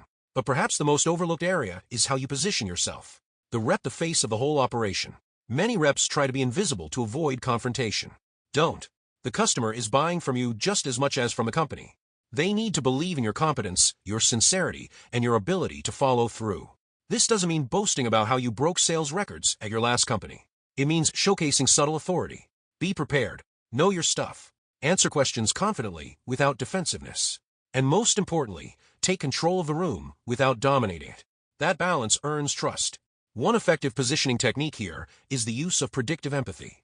Say something like, "You're probably wondering if there's any pressure to make a decision today." Totally fair question. My job is to give you everything you need to make an informed choice, whether that's today or next week. This does two things. First, it positions you as a consultant, not a closer. Second, it relieves pressure. That disarms the natural reflex to resist and puts the customer in a more open, receptive mindset. Positioning also benefits from the halo effect, a psychological bias where people who exhibit competence in one area are assumed to be competent in others. When you walk in with a clean uniform, a well-organized presentation, and an easygoing but confident tone, the customer assumes your work will be equally buttoned up. That's why appearance and setup matter. Every little cue shapes the narrative. Positioning isn't a one-and-done move. It's an ongoing strategy woven throughout the presentation. Every time you tell a story about a previous client, every time you provide a visual aid that connects to their problem, every time you give them language to articulate what they need, you're shaping how they view you and your offer. In practical terms, here are 5 things that enhance positioning in every presentation. Social proof. Show photos of satisfied customers, online reviews, awards. These create borrowed credibility. Framing language. Use phrases like what most of our clients find helpful is, or what you'll notice here is, to guide perception. Assumptive confidence. Speak as if the product is the clear solution. Not arrogantly, but with assured belief. Visual anchors. Use tools like CompanyCam to highlight problems and Sumo Quote to present value-rich proposals.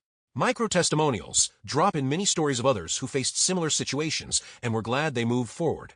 You're not just showing a roof. You're showing a better decision, a smarter investment, a safer home, and you're doing it in a way that makes the customer feel smart for choosing you. Now tie this all together. Positioning is less about telling and more about leading. It's the guide wire that connects their concerns to your solution without tugging too hard. When done right, it makes every part of your pitch feel less like selling and more like sense-making. As we move ahead to discuss the specific tools and language that reinforce this positioning, from the way you explain pricing to the techniques that neutralize objections before they form, keep this in mind.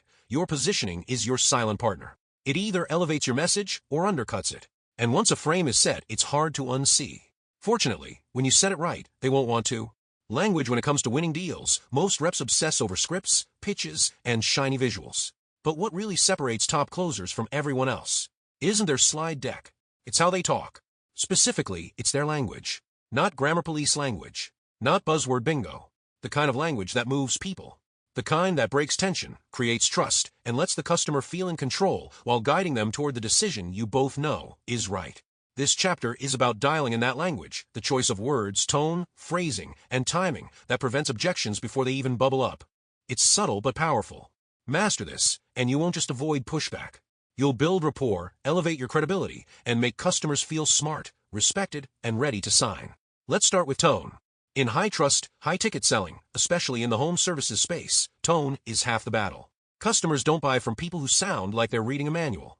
They don't trust people who sound too slick. The tone sweet spot? Confident but casual. Helpful but not pushy. Think neighbor who knows their stuff, not a lawyer with a quota. Here's a basic exercise. Record yourself delivering your pitch and listen to it. If you wouldn't talk to your smart friend that way over coffee, don't talk to a customer that way across the kitchen table. Your voice should say, I'm here to help, not, I'm here to win. Because here's the irony, when you stop trying to win, you usually do. Now let's talk phrasing. There's a huge difference between saying, you need this, and saying, most homeowners in your situation find this helpful. One triggers defensiveness. The other builds consensus. Saying, this is what I recommend, feels more collaborative than, here's what you should do. Small shift. Big impact. Another magic move is framing your language in terms of their outcomes, not your offering. Don't talk about shingles. Talk about peace of mind when the next hailstorm hits. Don't push financing. Ask if spreading payments out monthly would help them feel more comfortable making a smart long-term investment.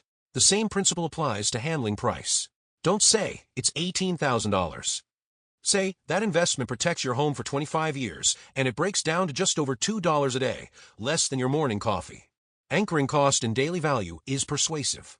But it only works if you've earned trust and aligned that price with emotional benefits. Let's not forget questions.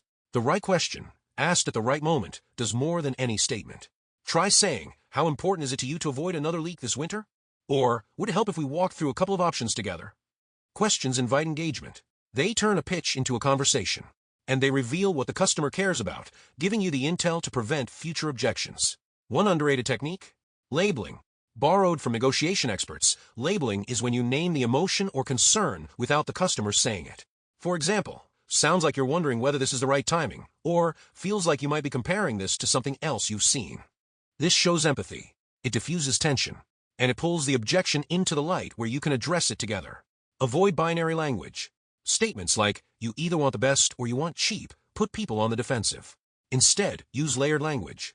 There are a few ways we can approach this, depending on what's most important to you, longevity, aesthetics, or budget. Want to walk through those options? It keeps the door open.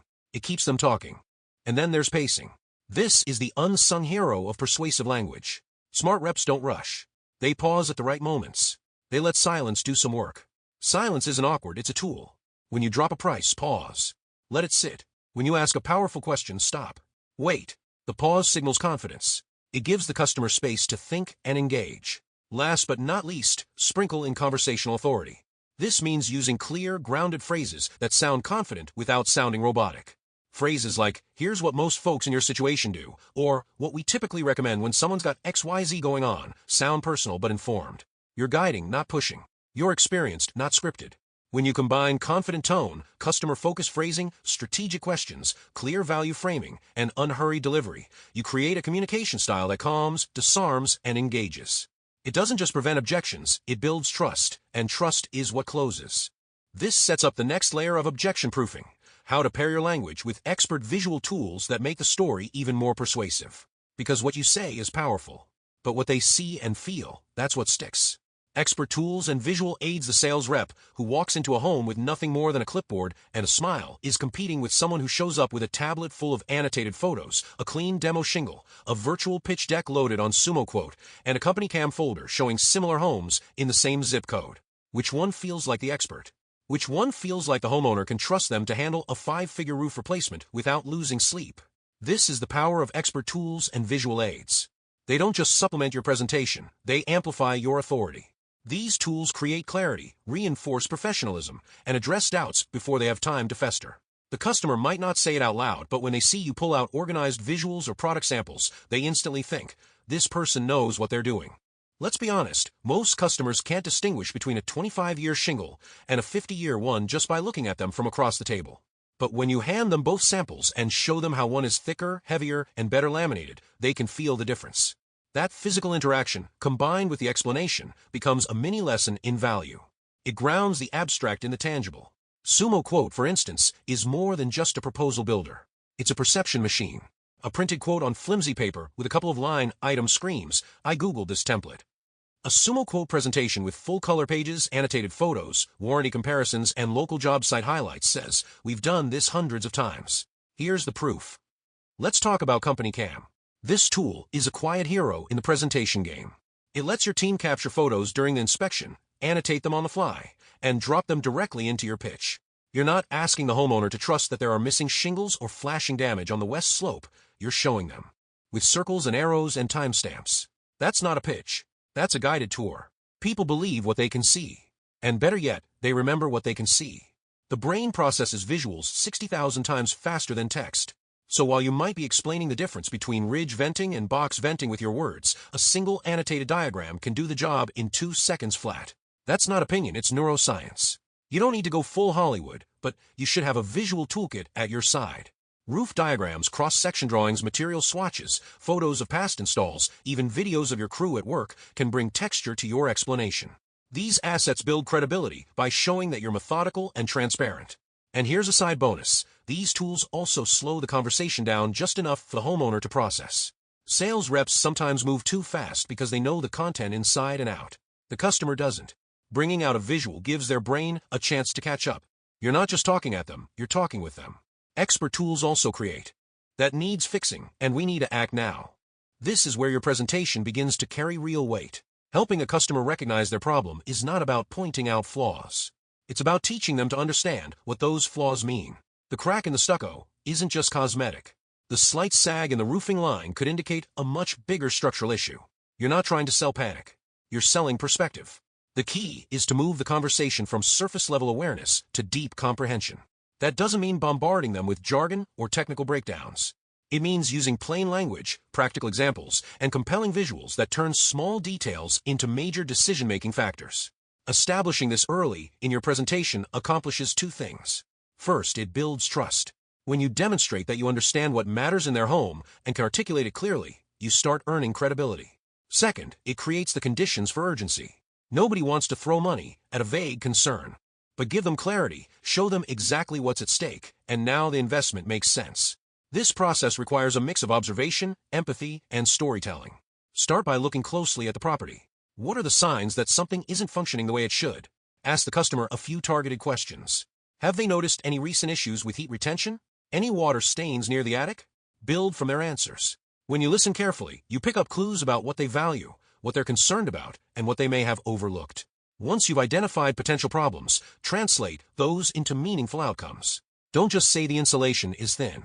Explain what that means in terms of energy bills, comfort during the winter, and long-term efficiency. Make the connection personal. When a customer sees that a seemingly small issue is directly impacting their finances, safety, or comfort, the problem becomes real. The tone you use matters as well. Speak with calm confidence. Avoid exaggeration or theatrical warnings. You're not trying to scare anyone into action. You're trying to help them see what's already there. Keep your language rooted in reality. Say what you know, explain how you know it, and back it up with proof. There's a shift that happens when customers recognize a problem for the first time. They stop being passive listeners and start engaging. They ask more questions, lean in, and begin seeing your presence not just as a salesperson, but as someone who's providing valuable insight. That shift is exactly what sets the stage for the rest of the presentation. It sets the tone for how they view your recommendations, how they evaluate your price, and whether or not they trust you. With this foundational understanding in place, the next step is to reinforce that recognition with evidence. This is where your visuals, especially annotated photos, come into play. Use annotated photo sales in home services doesn't always come down to price. It often comes down to clarity. If the customer doesn't clearly understand the problem you're solving, no quote, no matter how well presented or competitively priced, is going to move them to action. You can show up with the most convincing demeanor, have clean samples, wear spotless boots, and still hear, we need to think about it. That's where annotated photos step in. Photos alone are helpful. Annotated photos? That's where trust is built. That's how a roof leak stops being a vague idea and becomes a visual fact. Instead of asking the customer to take your word for it, you point and say, here's exactly what I found and here's why it matters. Let's break it down. Imagine you're in a customer's home, sitting across the table. You pull up a photo on your tablet, a shot of their roofline. But instead of just showing them a bird's eye view with no explanation, the photo has clean red circles around key areas. Maybe an arrow points to damage flashing. A label reads, nail pops can lead to moisture intrusion. This is clarity in action. You've taken something abstract and made it undeniable. The homeowner doesn't need to visualize what nail pops are or guess why they're a problem. They see it. They understand it. And importantly, they feel like you're walking them through the issue like a partner, not pressuring them like a closer. Company Cam makes this process simple. You take photos during your inspection and annotate them on the spot. It doesn't require graphic design skills. Circles, arrows, labels, that's all it takes. And when done right, these visuals do something your words alone can't. They bypass skepticism. People trust their eyes more than sales talk. That's not an insult. It's a reality. They've had reps tell them things were urgent when they weren't. They've been quoted for upgrades they didn't understand. But when you show them a clear, marked-up photo of torn underlayment or ponding near flashing, their brain doesn't debate. It accepts. The power of annotated photos lies in storytelling. Each photo should be a mini-scene. Here's what I saw. Here's why it's a problem. Here's what will happen if it isn't fixed. And here's what we're going to do about it. That arc transforms a sales pitch into a service consultation. You're educating, not pushing. Here's another advantage. Annotated photos slow the conversation in a good way. Instead of rushing through technical jargon, you can pause at each photo and let the customer absorb what they're seeing. You give them space to ask questions. That interaction builds engagement and confidence. And the more the customer talks, the more they invest in the conversation. Annotation also helps with memory. After the presentation, when the homeowner is discussing your quote with their spouse or trying to recall what you said 2 days later, they may forget your name. But they won't forget that photo of rotted decking with the word mold risk underlined in red. Some reps skip this step because it takes a little more time. But let's be honest, that 5 extra minutes could be the difference between a close and a callback that never comes. You're not just documenting problems. You're building a visual case. Also, let's talk about volume. You don't need to show 20 photos. That overwhelms people. 3 to 5 well-selected, well-labeled photos tell a stronger story than a slideshow of every single shingle. Be selective. Focus on what supports your diagnosis and your proposed solution. Organization helps too. Put the photos in logical order: overview, problem spot, detail shot. Or structure it as before fix consequence. That way the customer can follow the story visually, even without a lot of explanation. Using annotated photos also elevates your professionalism. It shows you took the time to do a real inspection. That you're not making guesses. That you're systematic. Customers notice that. They may not say it, but they feel it. Plus, when they show your quote to another decision maker, your annotated photos become your silent ambassador. You're not there to explain again, but your images do it for you. That matters in households where one partner handles the meeting and the other weighs in later. One smart move is to include key annotated photos directly in your proposal through tools like Sumo Quote. Embed them alongside the line items they relate to. So when you list roof deck repairs, the customer sees the shot of the sagging deck with a red bracket labeled structural dip here. That visual anchor adds weight to the price. Let's not ignore the documentation benefit either. If there's ever a dispute down the line about scope, condition, or warranty, your annotated photos protect you. They show what was observed, when, and why the recommendation was made. That proof isn't just for persuasion. It's insurance. And yes, your photos need to be clear. That means clean lenses, good angles, no fingers in the shot. Use a flashlight when needed. Get close, but not too close to distort perspective. Use annotation to clarify, not clutter. Arrows and circles should point precisely. Labels should be concise. There's a rhythm to how you present them too. Don't just dump all the photos on the customer at once. Walk them through one by one like an inspection tour. That rhythm gives your presentation structure. It signals that this isn't a rush job. When you transition from annotated photos to proposed solutions, you can say, based on these findings, here's what we recommend. That sentence lands differently when they've just seen the issues with their own eyes. It makes the pivot from diagnosis to proposal feel organic. Now here's a tip. Don't annotate in a panic. Prepare before the meeting. Take your best shots, label them carefully, and upload them in sequence. Practice walking through them. That way you're not fumbling during the pitch. Professionalism is part prep, part presence. The best reps use annotated photos not just to highlight problems, but to frame urgency. A small leak may not seem like a big deal, but when paired with a photo of the water trail running behind insulation, labeled potential mold area, the decision gets sharper. Customers act when they understand what's at stake. And here's the thing. You don't need to exaggerate. Let the evidence speak. A cracked boot flashing with a red arrow is honest. Saying, this could destroy your house, is drama. Keep it real. Annotated photos help you do that without losing impact.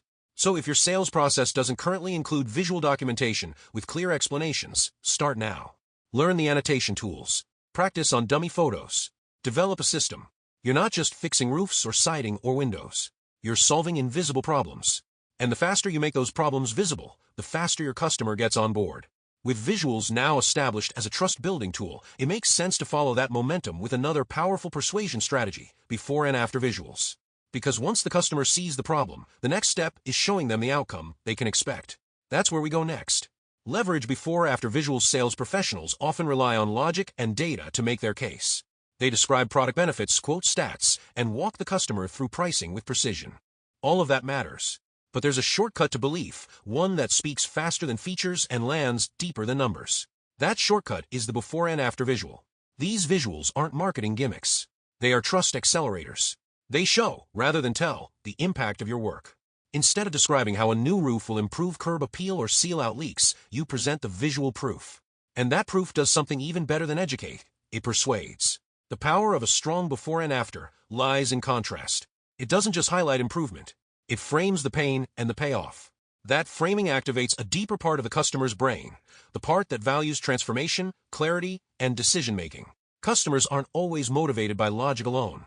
They move when they see what's at stake and what's possible. Let's break this down. Suppose you're in a home, presenting to a couple who isn't quite convinced their old roof is worth replacing. You show them photos of another job you did, a faded, curled, algae-streaked roof next to the gleaming, freshly installed upgrade. The difference is obvious, and not just aesthetically. You zoom in on better sealing, improved flashing, and cleaner lines. That comparison shifts the conversation from "do we need this?" to "when can we start?" Before-after visuals work because they simplify complex decisions. A quote is abstract. A transformation is visceral. It speaks to pride, comfort, security. And in home services, those emotions are what drive conversion. These visuals aren't only about showing off premium installs. Some of the most effective comparisons involve subtle but crucial upgrades. Show the customer what ventilation used to look like and what you replaced it with. Show a badly aligned gutter versus your precision job. They may not understand the physics behind attic airflow, but they can spot the improvement when you lay the images side by side. CompanyCam is a solid tool for capturing and organizing these visuals. It lets you label, date, and sort photos by project. Over time, you build a library of transformations. That library becomes a portable portfolio, one that you bring into every pitch. The best reps don't just drop these images at the end. They weave them throughout the presentation. When you talk about what makes your installation better, pull up a real example. Say, "Let me show you what this looks like when done right." That sentence, paired with a dramatic before and after, carries more weight than any paragraph in your proposal. Let's talk about structure. Every before-after image should follow a few rules, consistent angles. If your before is shot from ground level and the after from a drone, the contrast feels gimmicky. Keep perspectives aligned. Good lighting. Dim, shadowy before photos look worse than they are. That's cheating. Make sure both shots are honest. Framing and focus. Highlight the same area or detail in both shots. Keep the customer's attention centered. Labels. Use text to point out key differences, e.g., old ridge cap versus upgraded ventilation, or cracked flashing versus sealed and reinforced edge. Avoid manipulating images. Customers can spot when photos are filtered, stretched, or edited. Keep it real. Authenticity wins long-term trust. Another benefit of before and after visuals is urgency. They help customers visualize the consequence of inaction. When you say, "This is where another homeowner waited too long," and then show a collapsed fascia or mold-stained ceiling, the message becomes clear. You're not fear-mongering. You're illustrating reality. These visuals also differentiate you from competitors. Many reps hand over a quote and say, "Trust us." Few take the time to visually walk the customer through past results. If your competitor has a cheaper quote but no visual evidence, your documented work tells a stronger story. Don't just use visuals for big-ticket jobs. Highlight everyday transformations, caulking done properly, flashing redone the right way, gutters hung level. Each image proves your attention to detail. The small things build up to a big message. We do things right. When using visuals, pair them with customer stories. This client was skeptical too. Their house had that same roofline issue. Here's what it looked like before, and here's what we left them with. Now it's not just an image. It's a narrative. People buy from stories, not specs. You can even use progress photos to show how a job unfolds. That builds confidence in your process. It shows that your crew arrives on time, works cleanly, and finishes strong. That kind of transparency erases doubt. If you're managing a sales team, create a shared folder of approved visuals. Make sure every rep has access to the best examples. That way the whole team presents at the same standard. Consistency raises everyone's close rate. Now let's address a common mistake, using poor quality visuals. Blurry, misaligned, or outdated photos hurt more than help. If your after photo includes debris, clutter, or equipment, it doesn't sell completion. Clean the shot. Frame it right. Think of your photos as part of your brand. Also, don't underestimate the homeowner's eye for design. A clean, new install that looks symmetrical and balanced speaks volumes. It tells the customer you're not rushing. That attention to visual detail builds confidence. Add testimonials when you can. A before-after paired with a sentence from the homeowner doubles the impact.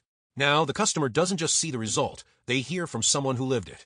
Even short comments help. "We didn't realize how bad it looked until the new roof went on." That line, next to two photos, sells more than any spec sheet. You can also use before and after visuals to upsell. When someone is considering a standard package, show what a premium upgrade looks like.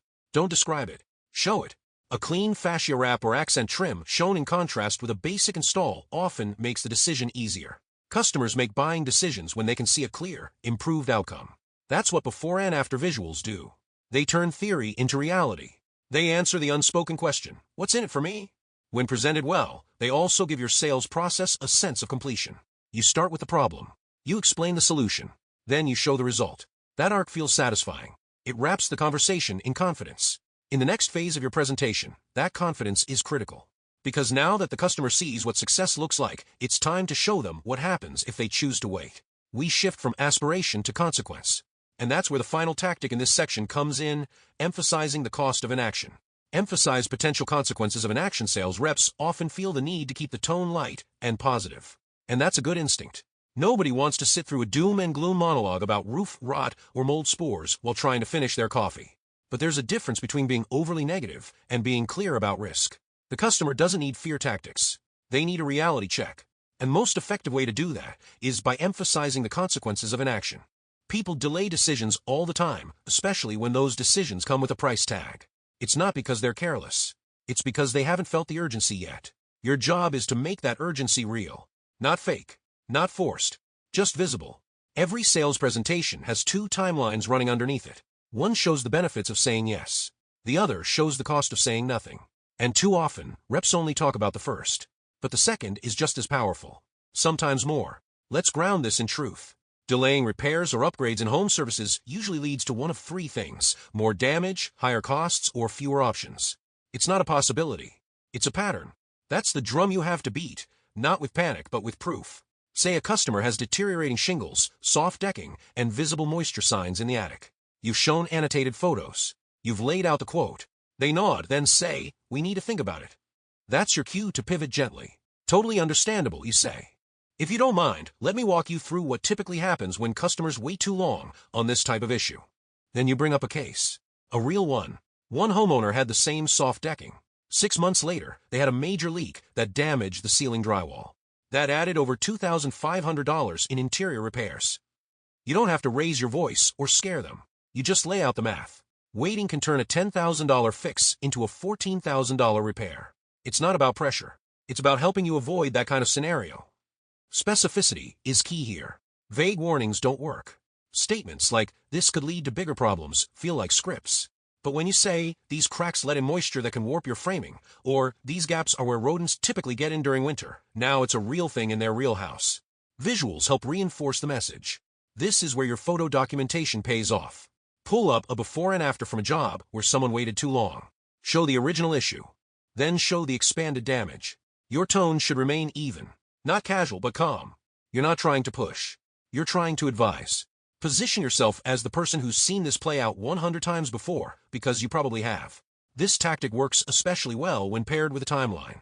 Say, "Here's how this usually goes. First season, the damage is mostly cosmetic. Second season, you start seeing leaks. Third season, you're replacing insulation and drywall." Suddenly, the quote doesn't feel expensive anymore. It feels preventive. There's psychology at work here. It's called loss aversion. People respond more strongly to the fear of losing something than the excitement of gaining something. A discount is nice. Avoiding disaster is motivating. So you don't just sell benefits. You outline risks. And not imaginary risks. Tangible ones. These old seals are the first point of failure in a storm. This gap right here lets in pests. And once they're in, they chew wiring. You're not trying to paint a horror story. You're trying to connect dots the homeowner hasn't connected. You're offering foresight. And that's what professionals do. Now, not every customer will respond the same way. Some are planners. They want to avoid risk. Others are gamblers. They'll roll the dice unless the consequence feels immediate. For the second group, ask questions. If this leaks during a storm, do you have a plan for water damage in that ceiling? Let them visualize the result.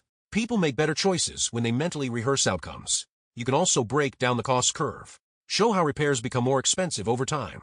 Right now, it's a flashing issue. If left alone, it becomes a decking issue, then a framing issue. Each stage adds labor and materials. Don't forget to talk about warranties. Many manufacturers void warranties when installation issues aren't addressed promptly. That adds another layer of urgency. You're also protecting resale value. If they plan to sell in 2 years, this kind of unresolved issue will come up in inspection. Better to fix it now than have it cost them later at the negotiating table. When you make these points, back them with confidence. You're not guessing. You're drawing on experience. Even if you're newer to the industry, you can say, "This is a pattern I've seen with dozens of clients."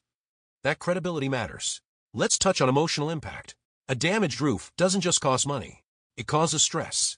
It disrupts routines. It invites emergency spending and strain on relationships. A quiet Saturday becomes a cleanup day. A holiday budget gets drained. These are real consequences. When appropriate, bring that up.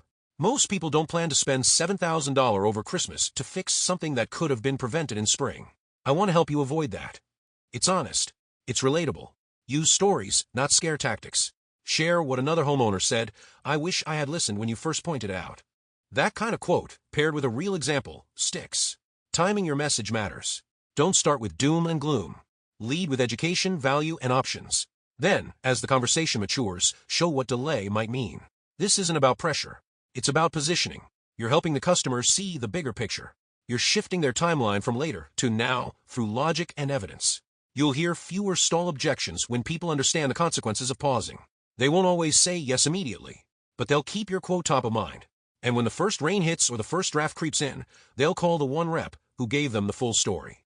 This is why your presentation can't stop at the pitch. You have to show the path forward, both with you and without you.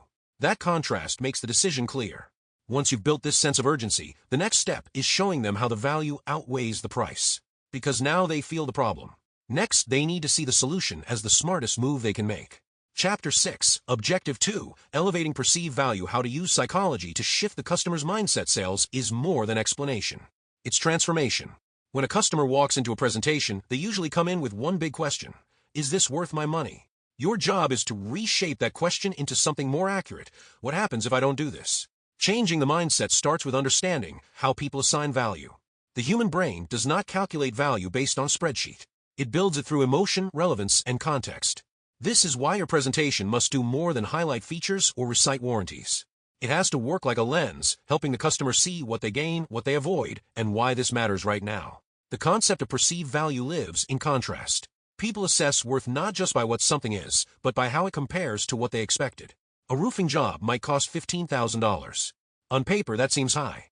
But if a customer comes to understand that it prevents mold damage, lowers energy bills, avoids repeated patch jobs, and comes with a 20-year warranty, that same number starts to feel reasonable. Nothing changed except how they saw it. Psychology plays a role at every step. Anchoring is one example. If a customer sees a neighbor pay $20,000 for similar work, your quote at $15,000 instantly feels like a deal. This is not manipulation. It's clarity. The same principle explains why restaurants put a $100 steak on the menu, so the $70 one feels smart by comparison. There's also the effect of commitment and consistency. Once a customer begins nodding, agreeing, and mentally buying in, they feel internal pressure to remain consistent. This is why guiding them towards small confirmations early, acknowledging problems, expressing concern, admiring the visuals, sets the stage for the larger decision later.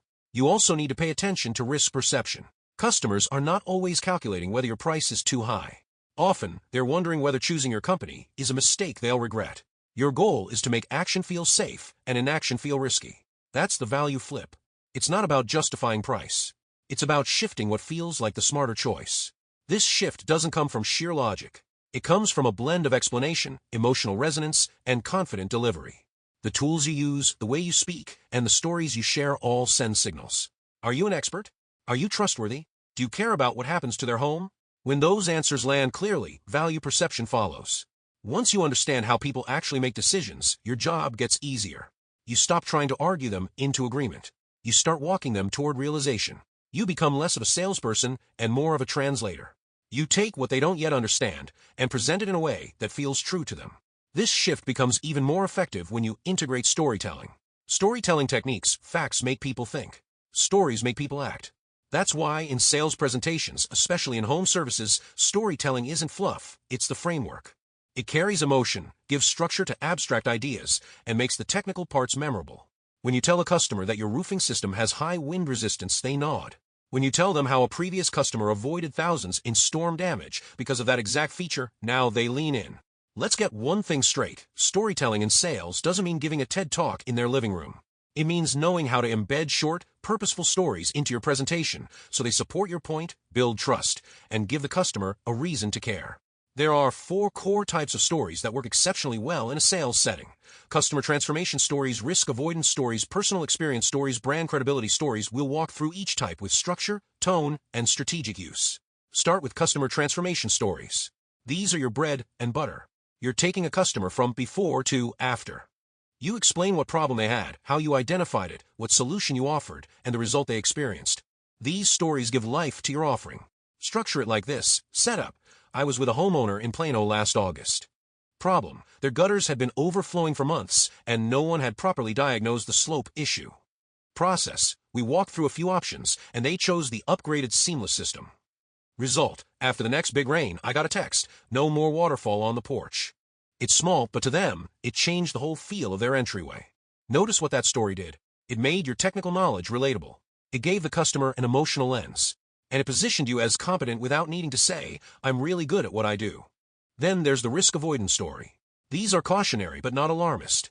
The goal is to show what could happen if a problem goes unchecked.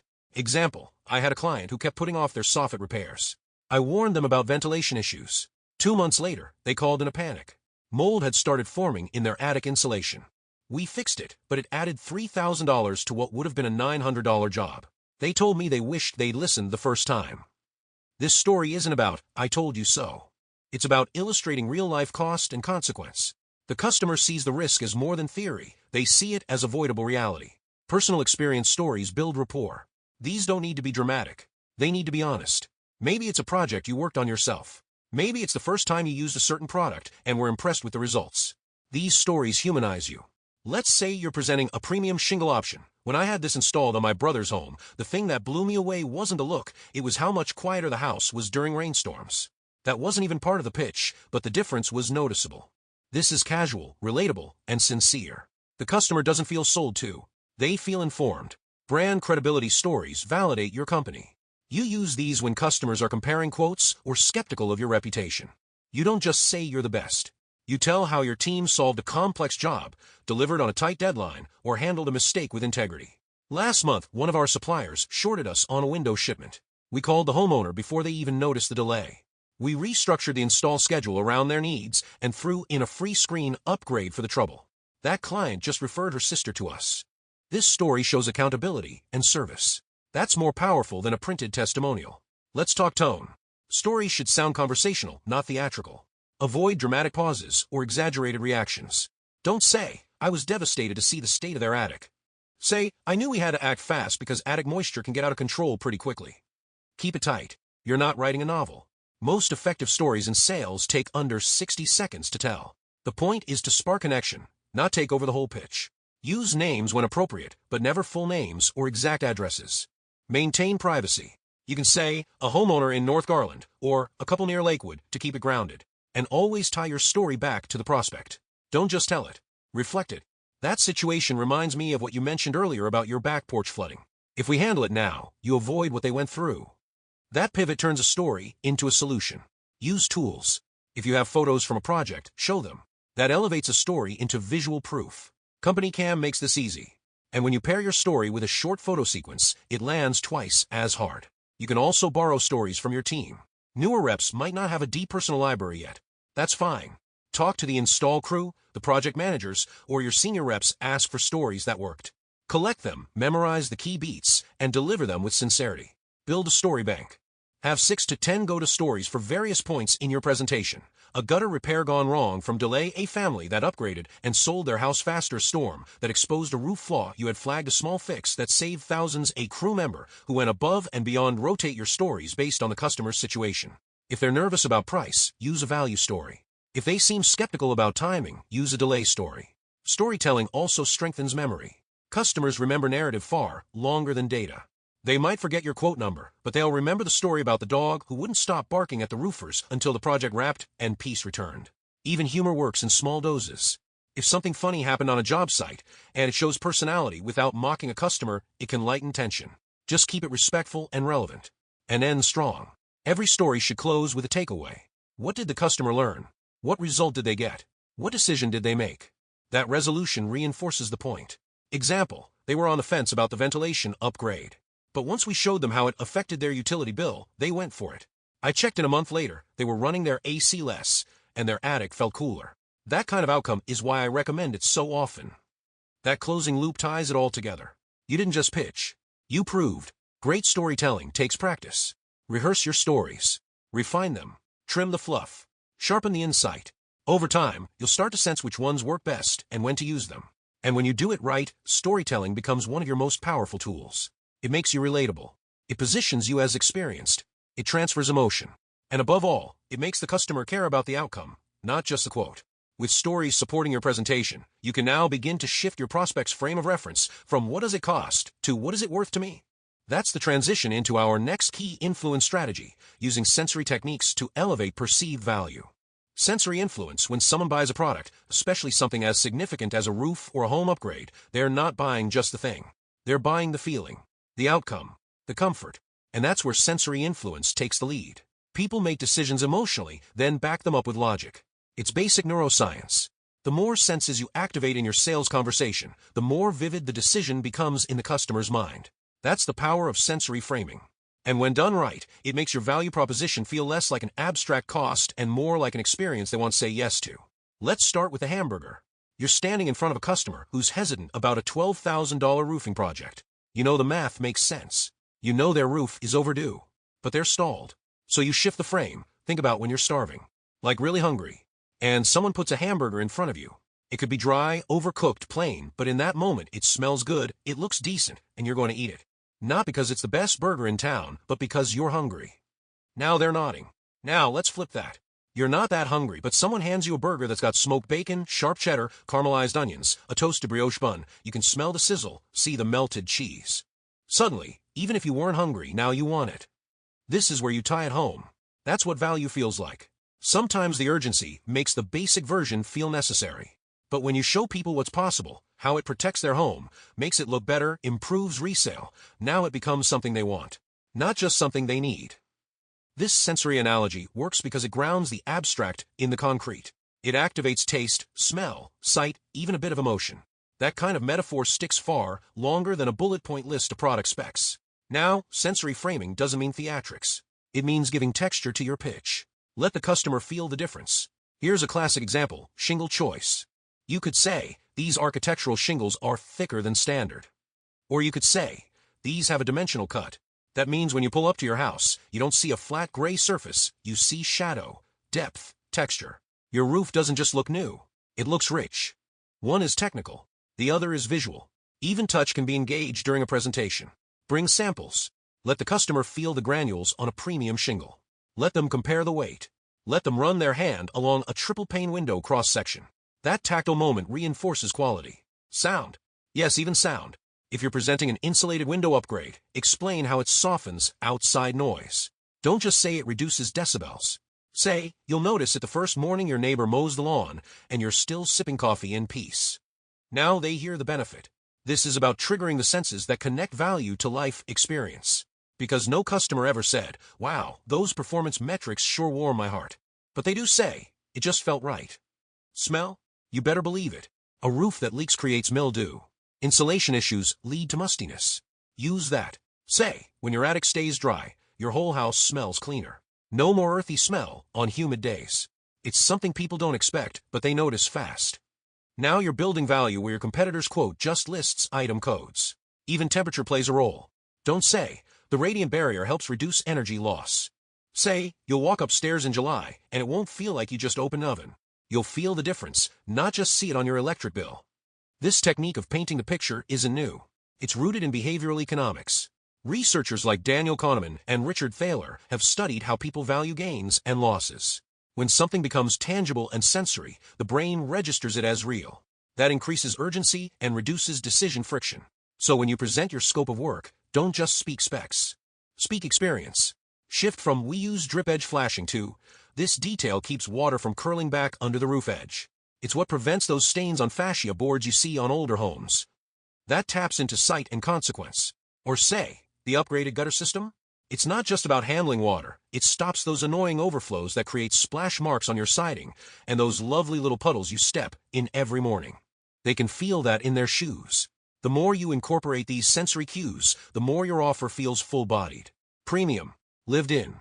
A common sales mistake is assuming people value specs because they're logical. But value lives in how something impacts daily life. And life is sensed. You don't notice good insulation until you're in a quiet room on a stormy night. You don't appreciate flashing until you never have to repaint water-damaged eaves. Bring your prospect there. Use cues they can smell, touch, hear, see, or feel. Now, this doesn't mean overdoing it. Don't turn every pitch into a novel. Choose 2 or 3 sensory angles that reinforce your most important points. Let them complement your annotated photos or your product samples. When used sparingly, sensory storytelling enhances trust.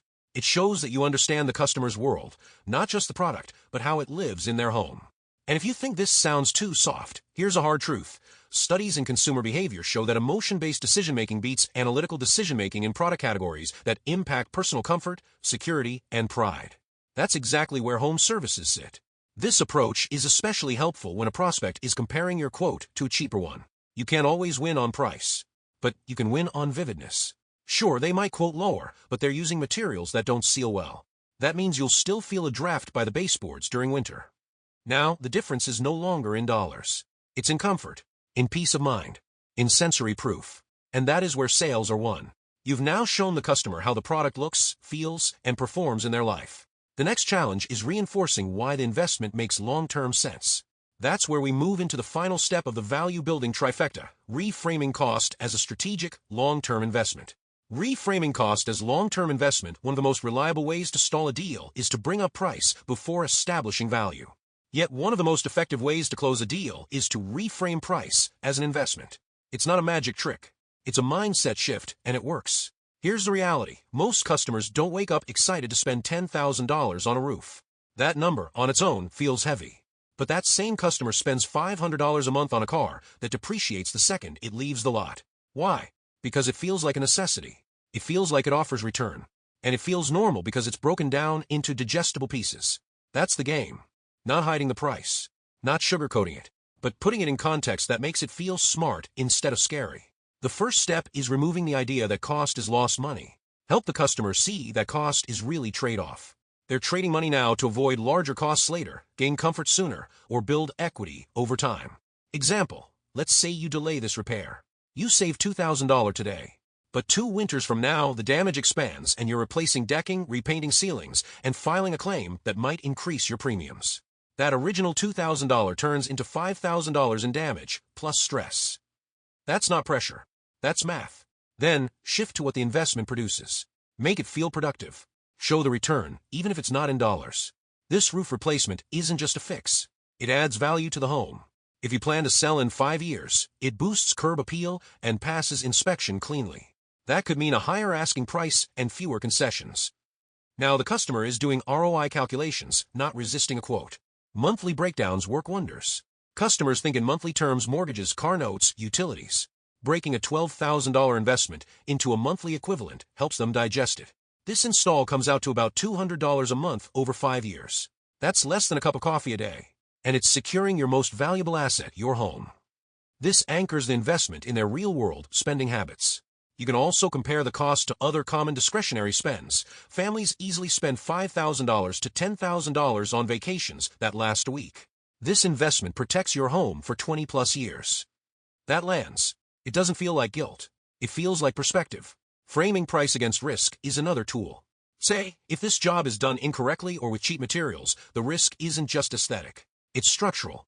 We're talking about the one part of your house that covers everything else. You're not selling fear. You're selling risk avoidance and showing why professional-grade work is a smarter play. Reframe by highlighting what's already costing them. Right now, your attic is bleeding heat every winter. That's $40 to $60 a month in extra utility costs. Over a decade, that's $6,000 lost, more than the cost of upgrading the insulation and sealing the leaks. Here, cost becomes investment recovery. Another effective strategy is comparing initial cost versus life cycle cost. That $8,000 quote might seem high compared to a $6,000 option from a competitor. But if your system lasts 25 years and theirs lasts 15, the math tells the story. Over time, you're paying less per year for a better product that performs longer. Bring in warranties to strengthen this point. Manufacturer-backed warranties are part of the value. Frame them as built-in insurance that protects the investment. Even emotional return matters. Make it about quality of life. This isn't just shingles and nails. It's peace of mind when storms hit. It's fewer Saturday repairs. It's knowing your house is protected so you can focus on what matters. That hits differently than a product brochure. If you know the homeowner has kids, lean into the safety angle. Most parents wouldn't think twice about paying for braces or tutoring. Why? Because it improves their kids' future. This investment keeps them safe, literally under the roof you're installing.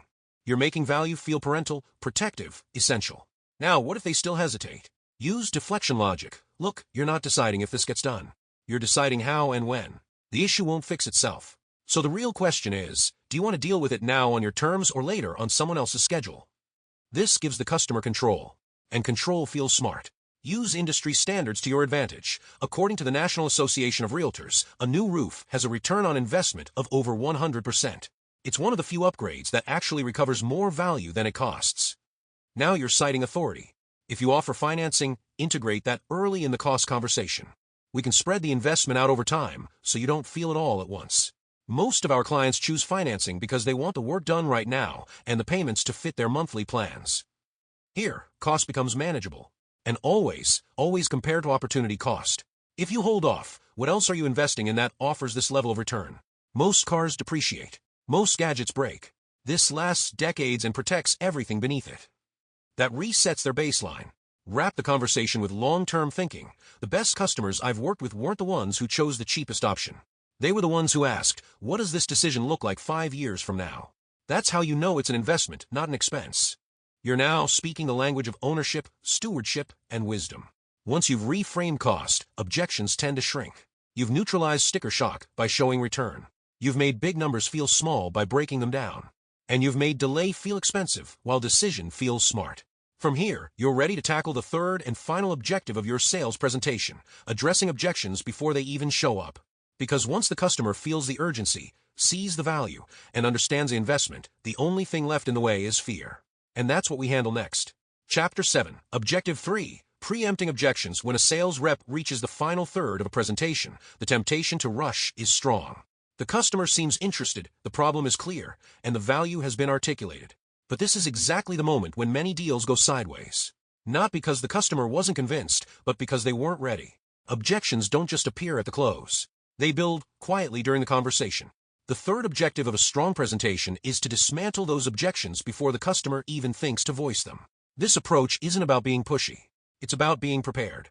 If a customer walks away from a great pitch and still says, I need to think about it, something important was left unsaid. Either a question was left unanswered, a concern was left unacknowledged, or a barrier was left standing. Preempting objections means staying ahead of those moments. It means embedding answers inside the story you're already telling.